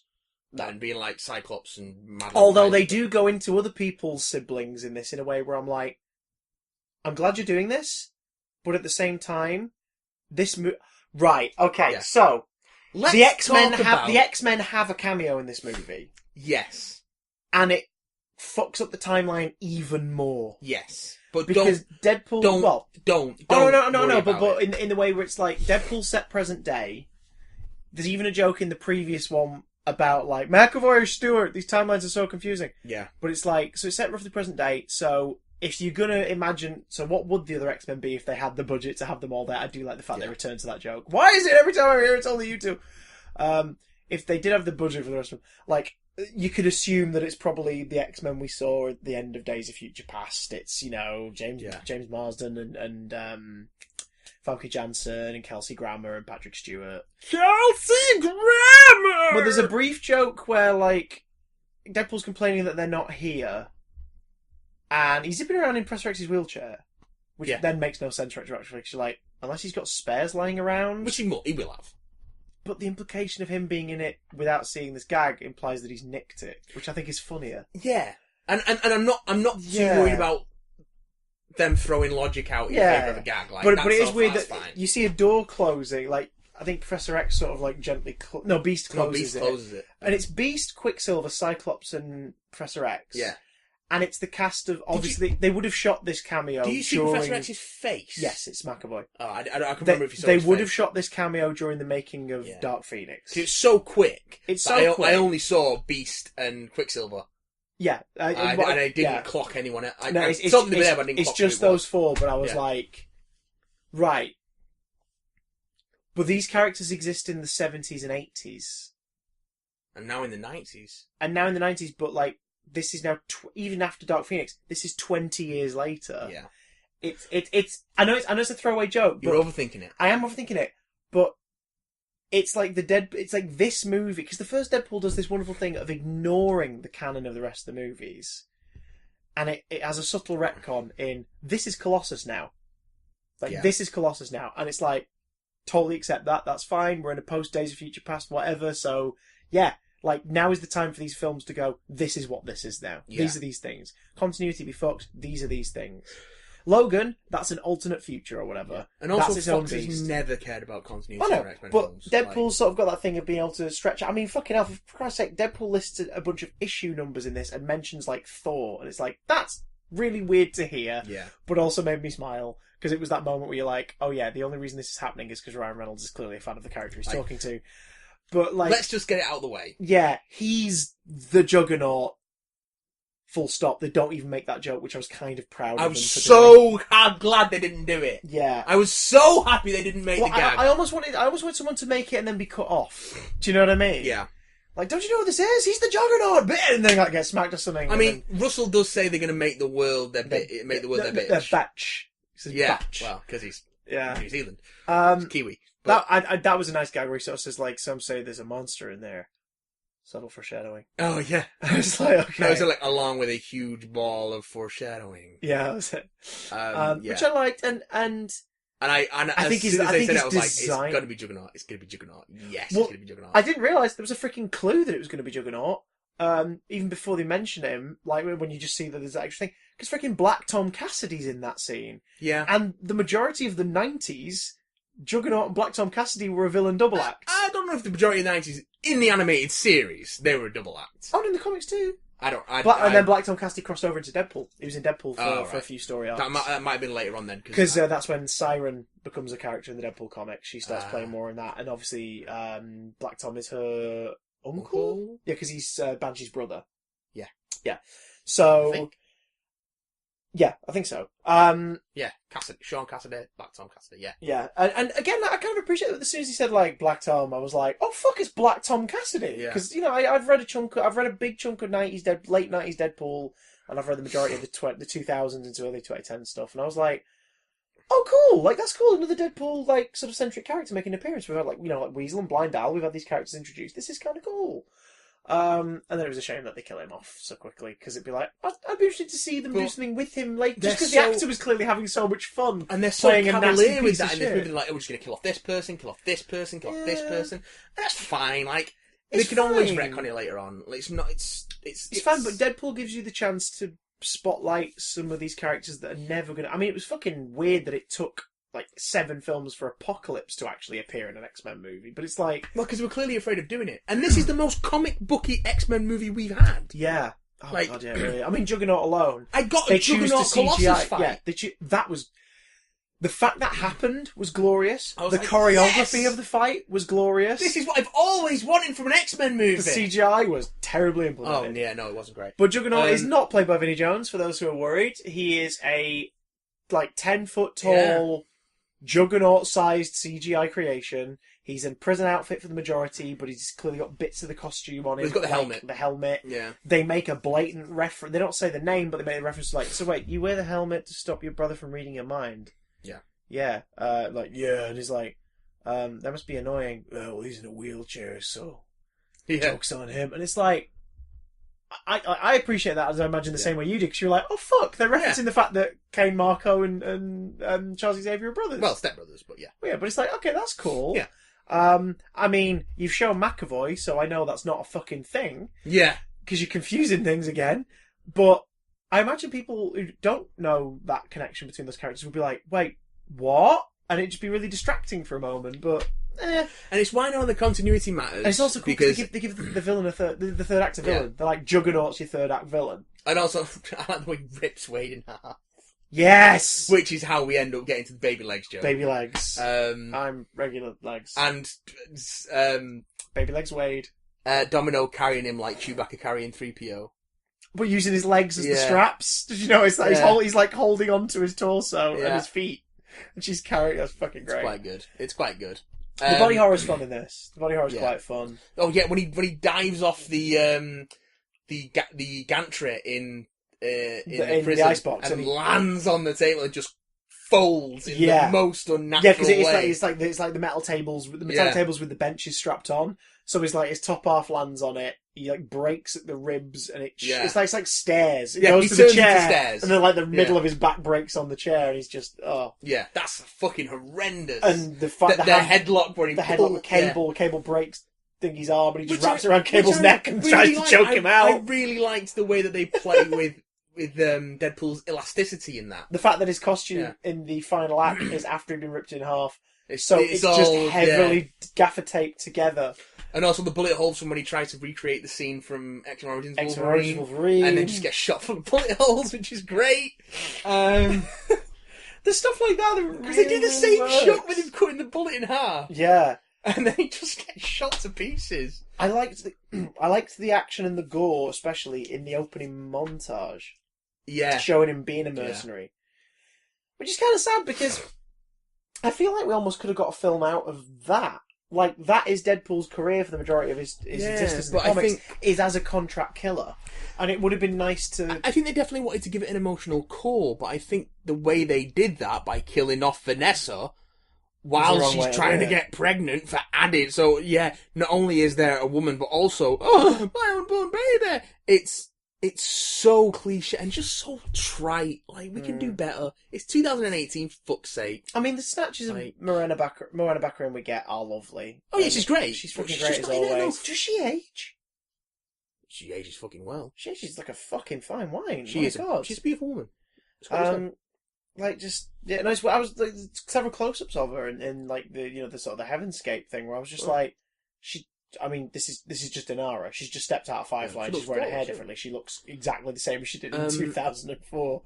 But yeah, And it's nice that they found a way to sneak Ryan Reynolds' face in it for that bit toward the end, where it's like, oh look, there he is. There's what he actually looks like. There's your obligatory superhero film. Must see the actor's face. I knew that was going to happen as well. Like I knew that was going to happen. But it was sort of, as weird as it sounds, it felt nice in that moment. Yeah. But I think that's because I thought he was actually going to die, and I was like, oh cool. So like the last button is we get to see them as we saw them when they first met together. That's sweet.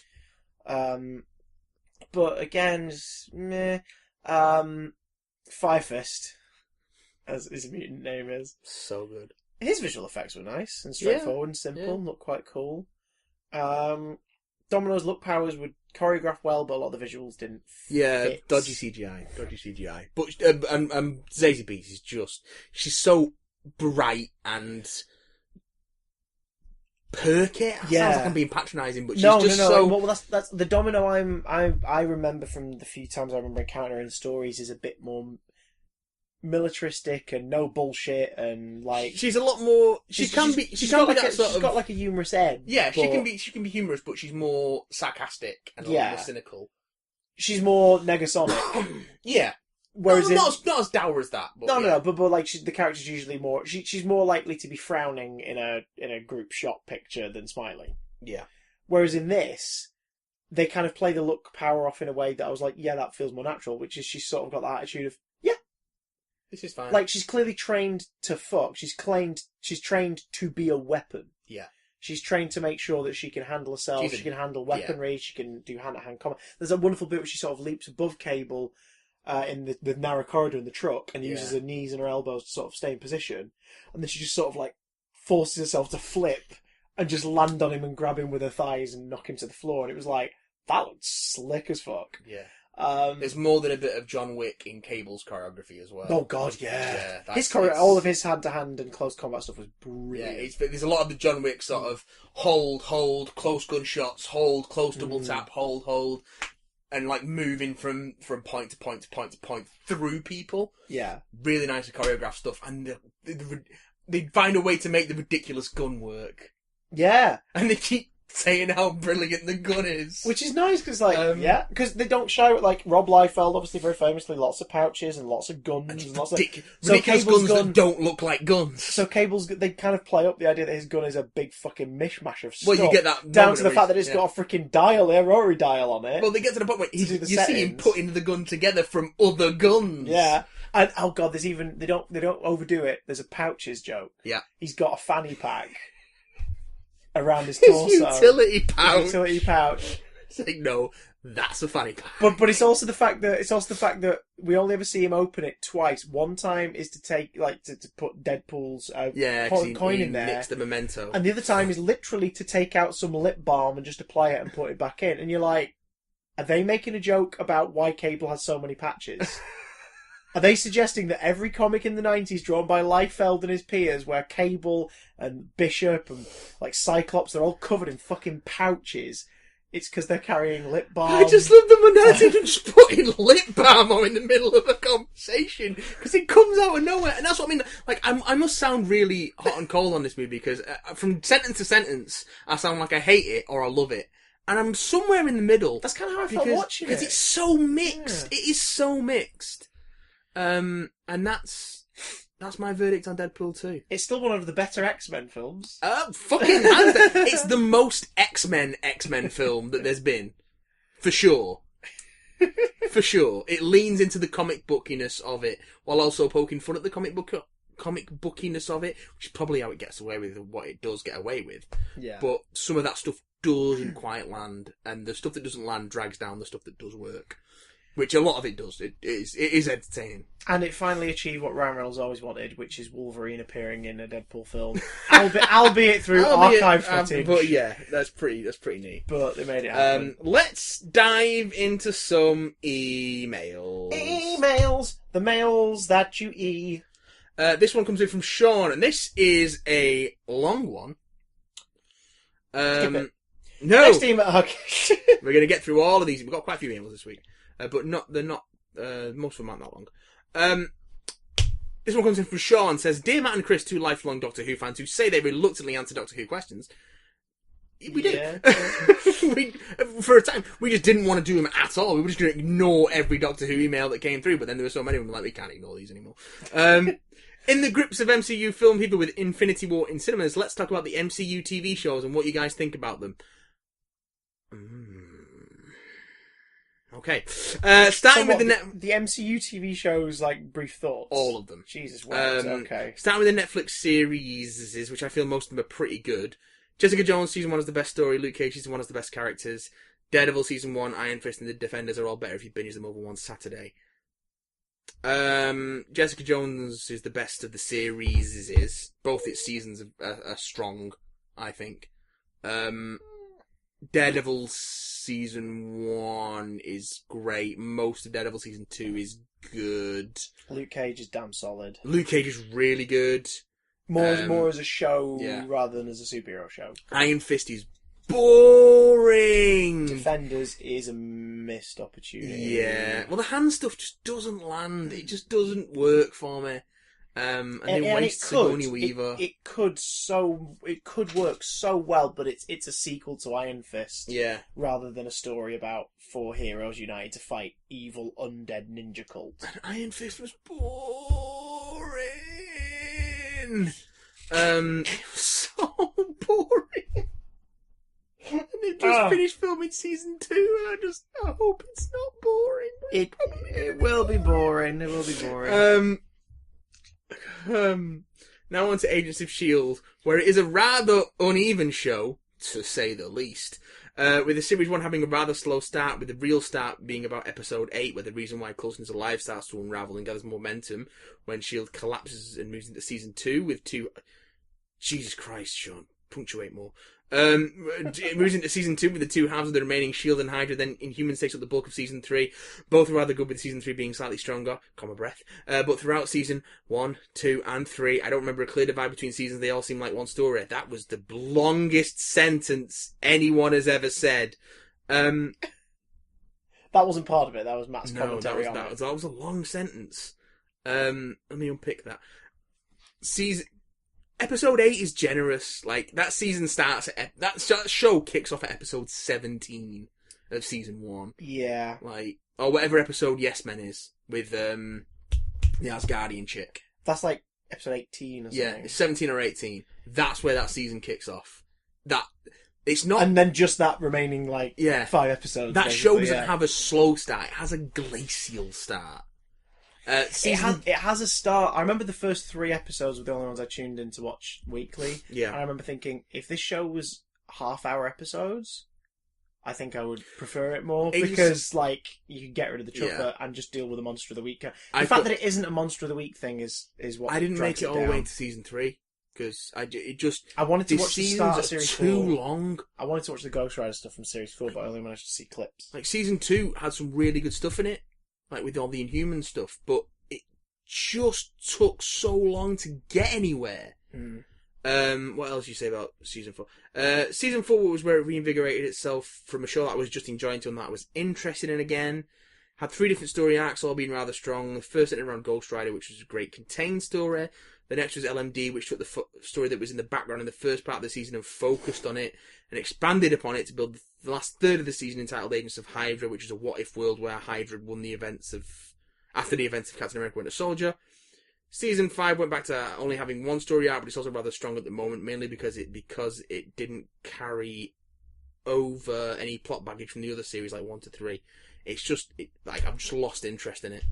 I just lost interest in Agents of S.H.I.E.L.D. altogether. Like, Ghost Rider was not keep me coming back. Agent Carter was a rather straightforward series and a good period spy show with the interesting twist of Marvel in it. Yeah, I think that's why it worked so well. It was just in, out, spy show, Marvel trappings. Bosh. Good fun stuff. Bosh. Short seasons. Yeah. Like, having to stretch out the storylines and the budget as well. Having to stretch out the budget of 24 episodes of Agents of S.H.I.E.L.D. Fuck a duck. Haven't even touched Inhumans. Sorry, it was a Skybox set, but just couldn't be bothered to watch it. Yeah, I have no interest in Inhumans whatsoever. Someone put together all the bits with Lockjaw on YouTube, and I'll watch that. Oh, sweet! I'm going to watch that. Just to be like, yeah, it's Lockjaw. It's a big dog. It's a big teleporting doggy. Good boy, Lockjaw. I've been watching Runaways, which is on site. But like, the thing about Inhumans, like, what can we do with Inhumans is interesting. I know. We'll send him to Hawaii and cut all Medusa's hair off. Fuck off! But it's alright, we've cast a Game of Thrones actor as the baddie, so that means a success, right? Let's just cut all the things that make Inhumans interesting out of this Inhuman show, because we can't actually afford to do any of them. Fuck off. I've been watching Runaways, which is on Sci-Fi UK, although it's only 4 or 5 episodes in. It's a strong show with enjoyable and likeable characters and an intriguing story. Yeah, I hear good things about Runaways. I should probably check it out. Cloak and Dagger starts soon as well, I think. Yeah, it does. Yeah, they've been ramping up the publicity. Fucking DC in wonderfully sweet ways, like Chadwick Boseman. They got Chadwick Boseman to interview the two leads. It's like, okay, that's quite cool. That's a cool bit of cross-promotion. Now find a way to make some of your movie characters appear in the TV shows, guys. Yeah, yeah. It's been a while since Maria Hill popped up in S.H.I.E.L.D. Warner Brothers are doing their DC Universe streaming service. Yeah. And they've just announced show after show after show. The one that's like wrapping up production now is Titans. Yeah. They're doing James Wan produced Swamp Thing live action series. They're doing a Doom Patrol live action series. Okay. Like, they're just throwing shit out there. Warner must have the money to spend, man. Yeah, they must be. If I was Warner, I'd be shifting money away from movies and into the TV, because it's what they do better. And also, yeah, maybe not give them too many ideas. Next thing you know, we'll have a 10-part series about Alfred Pennyworth's origin story. Oh, fuck off. Fuck off.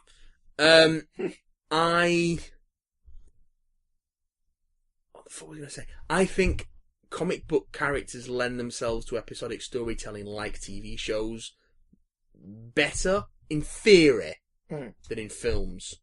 But it's only recently that technology has advanced to the point where it's necessarily affordable to do a superhero show on a regular network schedule. Yeah. With things like The Flash and Legends of Tomorrow. I don't think Legends of Tomorrow is very good, and some of the effects in it are really shoddy. I've told you about the one episode of Legends of Tomorrow I watched where Atom fights a giant robot. No. Instead of having a giant robot, like, live action suit, and then shooting them on green screen and putting them big, they do giant CGI Atom fighting giant CGI robot. Why? And it looks terrible. Of course it does. It looks awful. Of course it does. Every time you see CGI Barry Allen, when they hold the shot just a bit too long in a flash scene. But they're usually really good about it. They know to edit around it. There's a couple shots in the Flash where you're like, you put that CGI model on camera too long, that looks terrible. They usually edit around it enough, but like you say, now and again it just got to now. It's like, no. That's a plastic man. Why wouldn't they and just... not actual plastic man. Hey! Why wouldn't they just green screen them in and do them live? I don't know. I was watching the whole episode going, why the fuck have they done it this way? Why have they done it this way? Just make the robot as a suit that someone can wear as an effect instead of it being CGI, and then just have Brandon Routh fight the dude on a green screen and superimpose. Whatever. Anyway, Luke. Hello, big damn crackers. I think I'm too late to email, but hello, you were too late for last episode. Don't call us that. It's our word.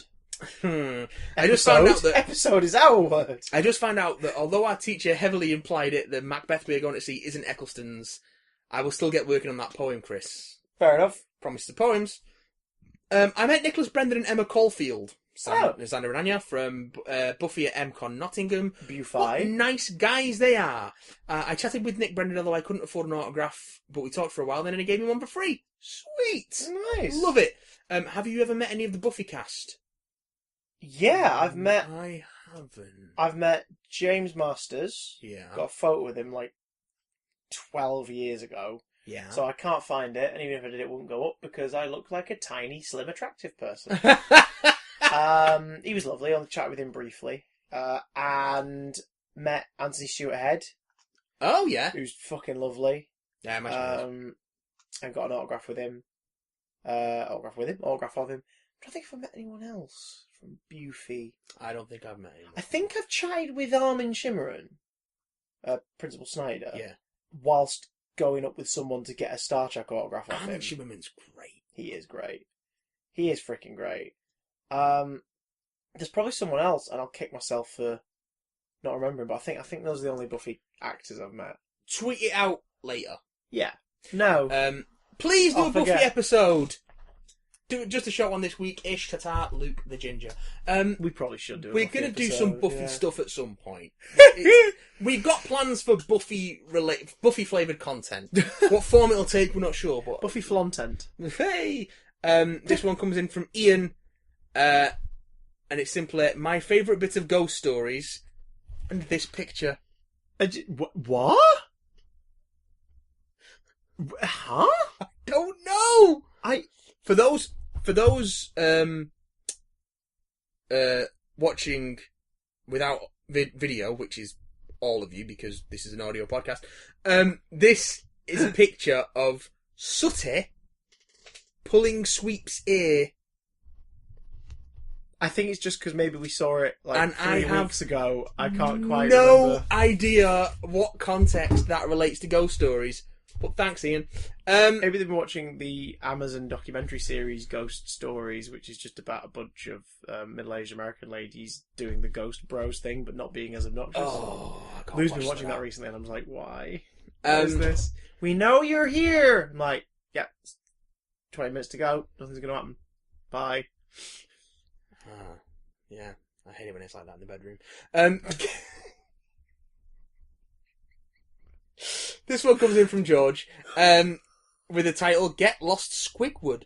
So I'm assuming this is about Infinity orcs, space orcs, and Space squigs. orcs. It's a Warhammer thing. Shush. Okay. Matt, please read in the voice of Ray Bloody Purchase, berating to his unfortunate cousin, Proper Dave, the pilot, because he was the first Dave. Greetings, big damn casters. Ray Bloody Purchase. I'm currently writing to you from the past as I'm stuck in episode 68, making my way to you the long way round. I'm enjoying your work enormously, and I'm sorry it took me this long to find you, with the news of 70 more Rick and Morty episodes on their way. Do you think it's too many? And do you think it should end after these new episodes? And if you could recast any of the 6 original Avengers, who would it be and why? Thanks, and hope to get back to present day soon. Keep up the good work, and thank you for being so entertaining. Goodbye, my dears. George. You're the most homophobic actor in London. What is this? Gay for pay? Don't like the sight of 2 men kissing toast and see what the fuck it's got to do with you. Okay, cheers, Tom. Thanks, Clive! Oh, God. Your wife is a prostitute. Everyone in London knows it. Did you see that Matt Berry's doing the What We Do in the Shadows TV show? Is he? Yeah. What, as a character? Is he a character I in it? would assume he's probably taking over Jermaine Clement's part, because Jermaine Clement is basically playing Matt Berry in What We Do in the Shadows. Oh, I don't know if they're doing the characters directly, because isn't it based on I don't know. the werewolves? No, it's What We Do in the Shadows. Oh, God, fuck! Oh, so they're just carrying on what we do. I believe so. Oh, it could be new characters. It could just be Maybe. a new series based on the documentary format. Well, when I first saw What We Do in the Shadows, I was like, is that Matt Berry? But no, it's Jermaine Clement. And I'm like, fucking hell. Hello. So, of course, you get Matt Berry for it. Question by question, what was the first one? 70 Rick and Morty episodes. Too many. I'm worried about the depleting quality of the show going forward, unless, of course, they're allowed to take fucking 10 years to make those 70 episodes, in which case, fair enough, because that means 7 episodes a year, which is a higher consistency of quality. I like that they've said 70 episodes and not X number of seasons. Yeah. Because I feel like it means that Roiland and Harmon hopefully have the freedom to parcel out those 70 episodes as they wish. Yeah. As long as they deliver those 70 episodes. If we got 7 a year, I'd be happy. We'd have a few duds, possibly, but we'd have definite winners. That brings up to 100, it would be a happy drip feed. Ish. I think Series 1's like 11 episodes, and Series 2 and 3 are 10, I think. So 101, maybe? Yeah. But yeah, 70 more Rick and Mortys in whatever 70 more episodes, Morty! 70 more 100 episodes! Contractual Rick and Morty! I'll swim! Make them more! www.100episodesrickandmorty.com. Jeez! Oh. I'm gonna be a Twitter moment, Morty! For good reason this time! What was the other one? If you could recast any of the 6 original Avengers, who would it be and why? No, I can't picture anyone else in those parts now. Let me think. I'm just gonna squeeze my thinky brain. Don't squeeze it out into a tight coil on the floor. Oh, it's purple. No, I wouldn't at this point. don't think I would. I mean, if we were talking about like, but even thinking back to like 2010 when it was all announced, like who, like, I don't know. I mean, I know John Krasinski was in the running for Captain America, but Chris Evans is just, he just embodies him so well. He's just perfect. So they're so you well cast as Captain America. All the MCU casting has been so spot on. It's true that if you cast something well, you've done most of the work. Yeah. It's either because they've gone, this person will portray this character perfectly, or they've gone, we're going to tweak this character, and this actor's the one to make it happen. Yeah. So, like, you know, Tony Stark was always a bit of what we know him to be like now because of the movies, but that was very much a case of, this is how we're going to portray him, and Downey Jr. would be perfect for that. And now the comics retroactively have tried to be more like the movie version. Yondu is completely different, but fuck it if we don't love Michael Rooker's version of God, Yondu. he's so good. Like, it's just, you know, it's just, yeah. I wouldn't recast anybody. I think Renner and Johansson, considering they have sort of like the less heavy lifting to do in that initial wave, they're still very, very good. Off the top of my head, I can't think of better actors for those. Yeah. This one comes in from James. I refuse to tell you the subject. Hey, big damn boys. I hope you've been having a truly scrumptious week. This week is truly scrumptious. I was sitting at home thinking about alcoholic drinks and how great they are. It was my 18th birthday last week. Happy birthday! Happy birthday to you. My mind quickly turned to classic Doctor Who and what story should I watch that evening, and then it hit me. Something that I desperately needed to know. What is your favourite classic Doctor Who episode when alcohol has taken you out of your correct state of mind? For myself, I quite enjoy watching any episode of, if not all of, the Trial of a Time Lord series. So go in then, chaps. Have fun answering this. I know I'll have fun listening to what you have to say. Bye-bye, my dears, and have a fantastic week. James. I have not done a lot of drunk watching of Doctor Who, classic or otherwise, but I do have a vivid memory of coming in one night pissed as a fart with my then girlfriend and my other friend, not the girlfriend, my best mate, and going into my room, and as I'm getting ready to and going to bed, sticking on the Claws of Axos. I don't know why I chose the Claws of Axos, but I went to the DVD shelf and I pulled down the Claws of Axos and I put it on. I also remember very drunkenly trying to explain the plot of Inferno to some guy I worked with who didn't know a fucking thing about Doctor Who and probably didn't give a shit, but I wanted to talk about Inferno! Eye patch means he's evil! He's gonna get back! I was young then. This is when I was 18. When I was 18, Inferno and beer. I don't think I've ever marathon Doctor Who or done anything drunk with Doctor Who specifically, but I do remember friend of the show, Guy Lambert, go listen to Smash the Media if you haven't already. It's on SoundCloud and iTunes. Yes. Lived in my house for a few months. And did you drink and watch Doctor Who a bit? Well, during that period, because he brought his Doctor Who DVDs and I didn't have all of them, and he had some that I didn't have, and so he said, like, have you never watched Time and the Rani, which had been recently bought for me by my friend Tom. Tom had stayed with me. If you know the Doctor Who YouTube community, people what know over the years, it's Tom Rees K, the lovely Tom Rees K, stayed over. And he said, why have you not got Time in the Rani? And I went, because I've decided, and I had decided I'm going to buy that one last. Like, that's the last one of the DVDs I'll get when it's like, I have to get it now for completion's sake. So a week later, he sent me a parcel which contained Time in the Rani on DVD, Time in the Rani on VHS, and the Target novelisation of Time in the Rani. So it was like, great, I guess I've got to fucking watch Time in the Rani. So guy said, have you not watched it yet? I went, no. And he brought out, what is the rest of that first McCoy season? It's Time in the Rani, Happiness Patrol. No, not Happiness Patrol. Yeah, hang on. Time in the Rani, Paradise Towers. Build High for Happiness. Hang on. It ends in Dragonfire. Yeah, it's Time in the Rani. Yeah.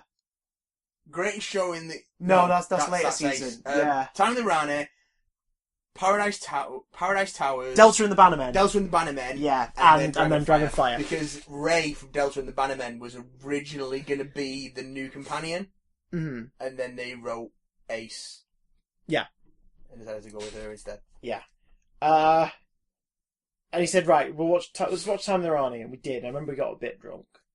And then we watched, what's the next one is Happiness Patrol. No, Delta and the Bannermen. Paradise Towers. No, Paradise Towers. No, Happiness Patrol is the next season. I keep confusing the names. Yeah, Paradise Towers. Watched that. I remember we watched that during the daytime. No, we watched that at night. We got a bit drunk. We watched Delta and the Bannermen during the daytime, and then I think when we made it through Dragonfire, we were drinking. So it wasn't like a let's get drunk and watch Doctor Who. But I will say this: that first season of McCoy, the alcohol surely fucking helped.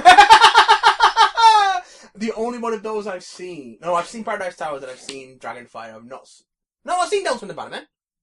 Yeah, Ken Dodd and all that shit. Shit. It's fucking pants. That season is garbage. I've not seen Time in the Rani. Garbage. I've not seen... There's a lot of McCoy I haven't seen. I've not seen Time in the Rani. His second series has got gems in it, and then his third series is great. I've not seen Greatest Show. I've not seen Happiness Patrol. I've seen Remembrance and Silver Nemesis. Mm-hmm. Because, you've seen one, you've seen them both. Yeah, but one's clearly better than the other. Yeah, it's Remembrance. Limited rice pudding. Oh! No gold coins for these Daleks. Oh Christ! And I've seen all of his last season. I think his last season's really good, actually. His last season's great. Battlefield, Ghostlight, Fenric, and Survival. Yeah. Because of Fenric and Ghostlight and Survival are a really good show. I really like Ghostlight because it's bonkers. Yeah. That's why I like it. Because it's so. Why are we talking about Doctor Who Anyway? Non-reluctantly. That'll come later. 2 more emails. This one comes in from Ian, a different Ian, and it's called All the Reasons to See Deadpool 2, the best X-Men movie. So, again, spoilers for Deadpool 2. Yeah? Should we keep yeah, if you still don't want to hear spoilers for Deadpool, leave now. See you next week. Bye. Give me your opinion on these. Okay. Share. It's a fun gag. Yeah. Dolly Parton. Nice. Yeah. Did you find that the music was low in the mix in any scene where they used music? It didn't occur to me. No. It didn't feel like it was that because the music's usually used for like a big sort of triumphant thumping, like we're having fun, and in this it kind of felt like it was low in the mix for every scene. It didn't strike me. Well, like in that sequence, he says like "Do your thing, Dolly" or whatever it is, and then 9 to 5 starts, but you can barely hear it over the gunshots and slices. And it's like, maybe. Didn't bother me. Do you want to build a snowman? Fuck that. The fact that it was a constant reference to Yentl, I appreciated. But can you hear me? But it's true! Yeah, it's true. Fucking true! Hi, Wade. I don't remember what that's referenced. Hi, Yukio. Oh, that. Yeah, it was fun, but... They ran it into the ground. That door close. Yeah, that was pretty good. I'm Batman. That was funny. I did quite enjoy that. Because it was, like, if that had been the only DC reference in that scene, it would have been better. Yeah. Because it was quite funny, like, who are you? I'm Batman. Like, fair enough, great. Deadpool would do that. Yeah. Great. Those end credits. I hate him. No, hate him. Biggest Stan Lee cameo ever. Was he in it? No, I remember. I don't remember him being No in memory it. of Stan Lee in this. He's not credited. He's definitely not physically. I have a memory of this. Because he's not in number... Because he's not in number 1. He is. Is he? He's in the strip club. Yes, he is, you're right. Yeah, and then he cameoed in the teaser trailer for number 2, which was basically a short film. Yeah. I don't remember him being in this at all. Courage. I've just had a horrible thought. What? What if Stan Lee's Juggernaut? No. Because the lines were affected. Yeah, but that's not his voice. That is not his voice. There's no way that he can What if it was produce his that voice. face? What if that was the face maybe. model they used? I don't know. I don't remember him being in it. Baby legs. So, Yeah, that was great. so That was great. I spent that entire scene in stitches. But then, like I say, I came out of the cinema and was like, what was that scene I spent so long laughing at? I couldn't remember it! Lip balm. That was good. The Canada joke. It was fine. It's fine. It's fine. The Although, did you spot the Easter egg? On top of Dupinda's taxi, the advert was for a Canadian airline, and it was called Alpha Flights. Oh, That's horrible. pretty. That's how you do little nods that aren't gratuitous. That's quite. I saw that. I was like, all right. And the sort of the logo of the plane flying past a mountain outline that sort of like a star kind of looked like the logo, the maple leaf with the thing. So it was like, okay, that's quite cool. The F word. Although it was fun when a character who doesn't swear swore That was quite as good. a mark of respect for a dying person's wish. Pen. Book pen. Jail wallet.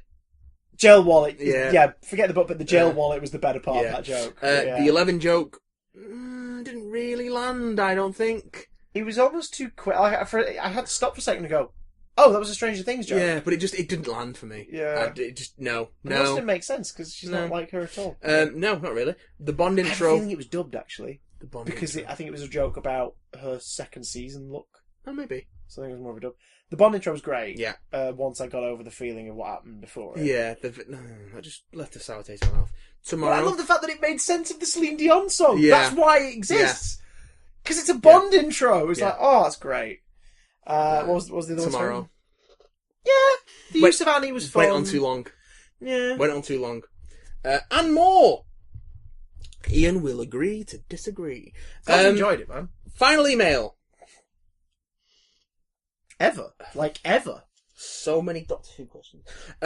Quick fire round. Dear Chris and Matt, Well, answer as we go. This is from Tom Monte. My eyes Tom haven't yet been Monte. blessed with Deadpool 2, but I've heard the general consensus is that Deadpool is greater than Deadpool 2. Is this the case in your blessed eyes? Yeah. Yes. We'd agree.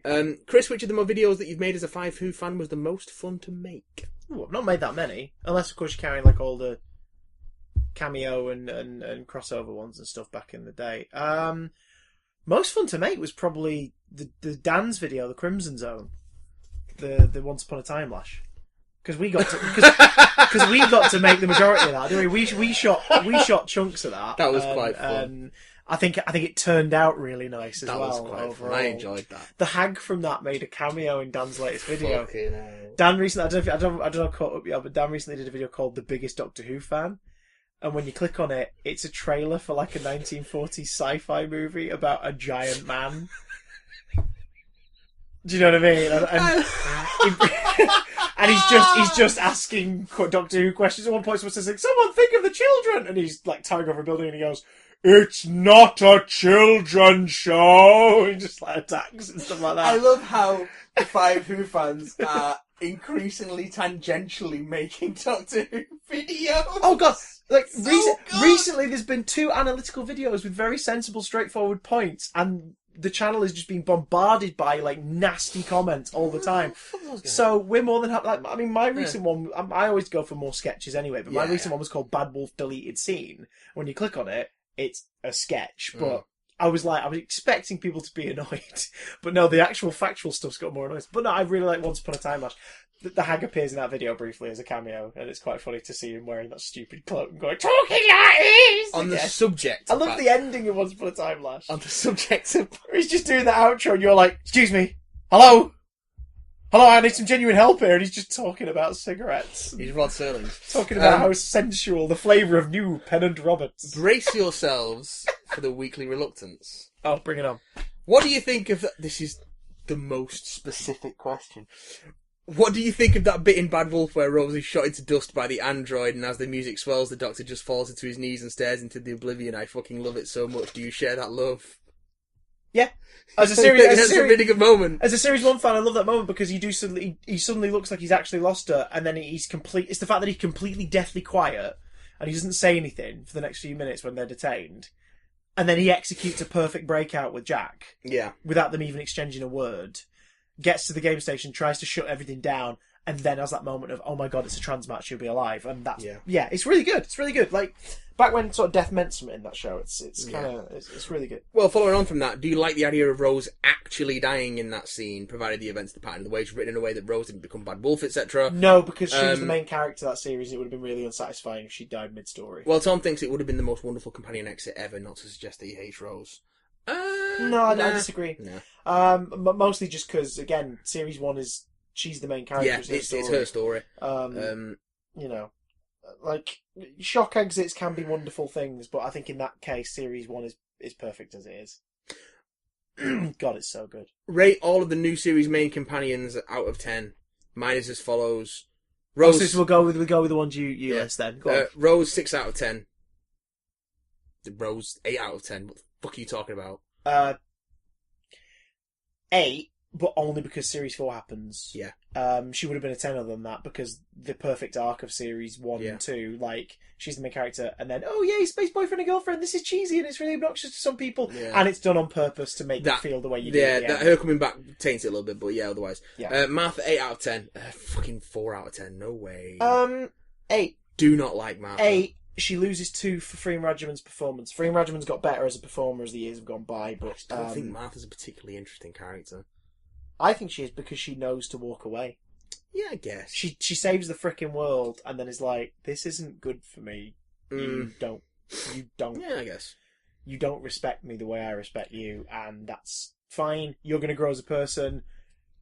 I'll see you again. Like, come see me again. We'll be. Do you know what I mean? It's sort of, it's an interesting turn to take, like, for her to be that mature as you know, the companion character. So I have a lot of respect for the character. I just think that the execution of the character wasn't great. Donna, 8 out of 10. I'd give her a 7. I really like Donna. I think it's a really nice dynamic. It's a nice, refreshing lack of sexual tension. I'd give Donna a 10.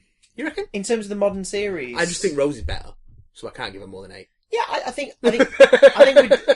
That's my arbitrary reasoning. I think we don't already give her a 10 just because, again, that series arc is brilliant. It's a nice change up for the previous story.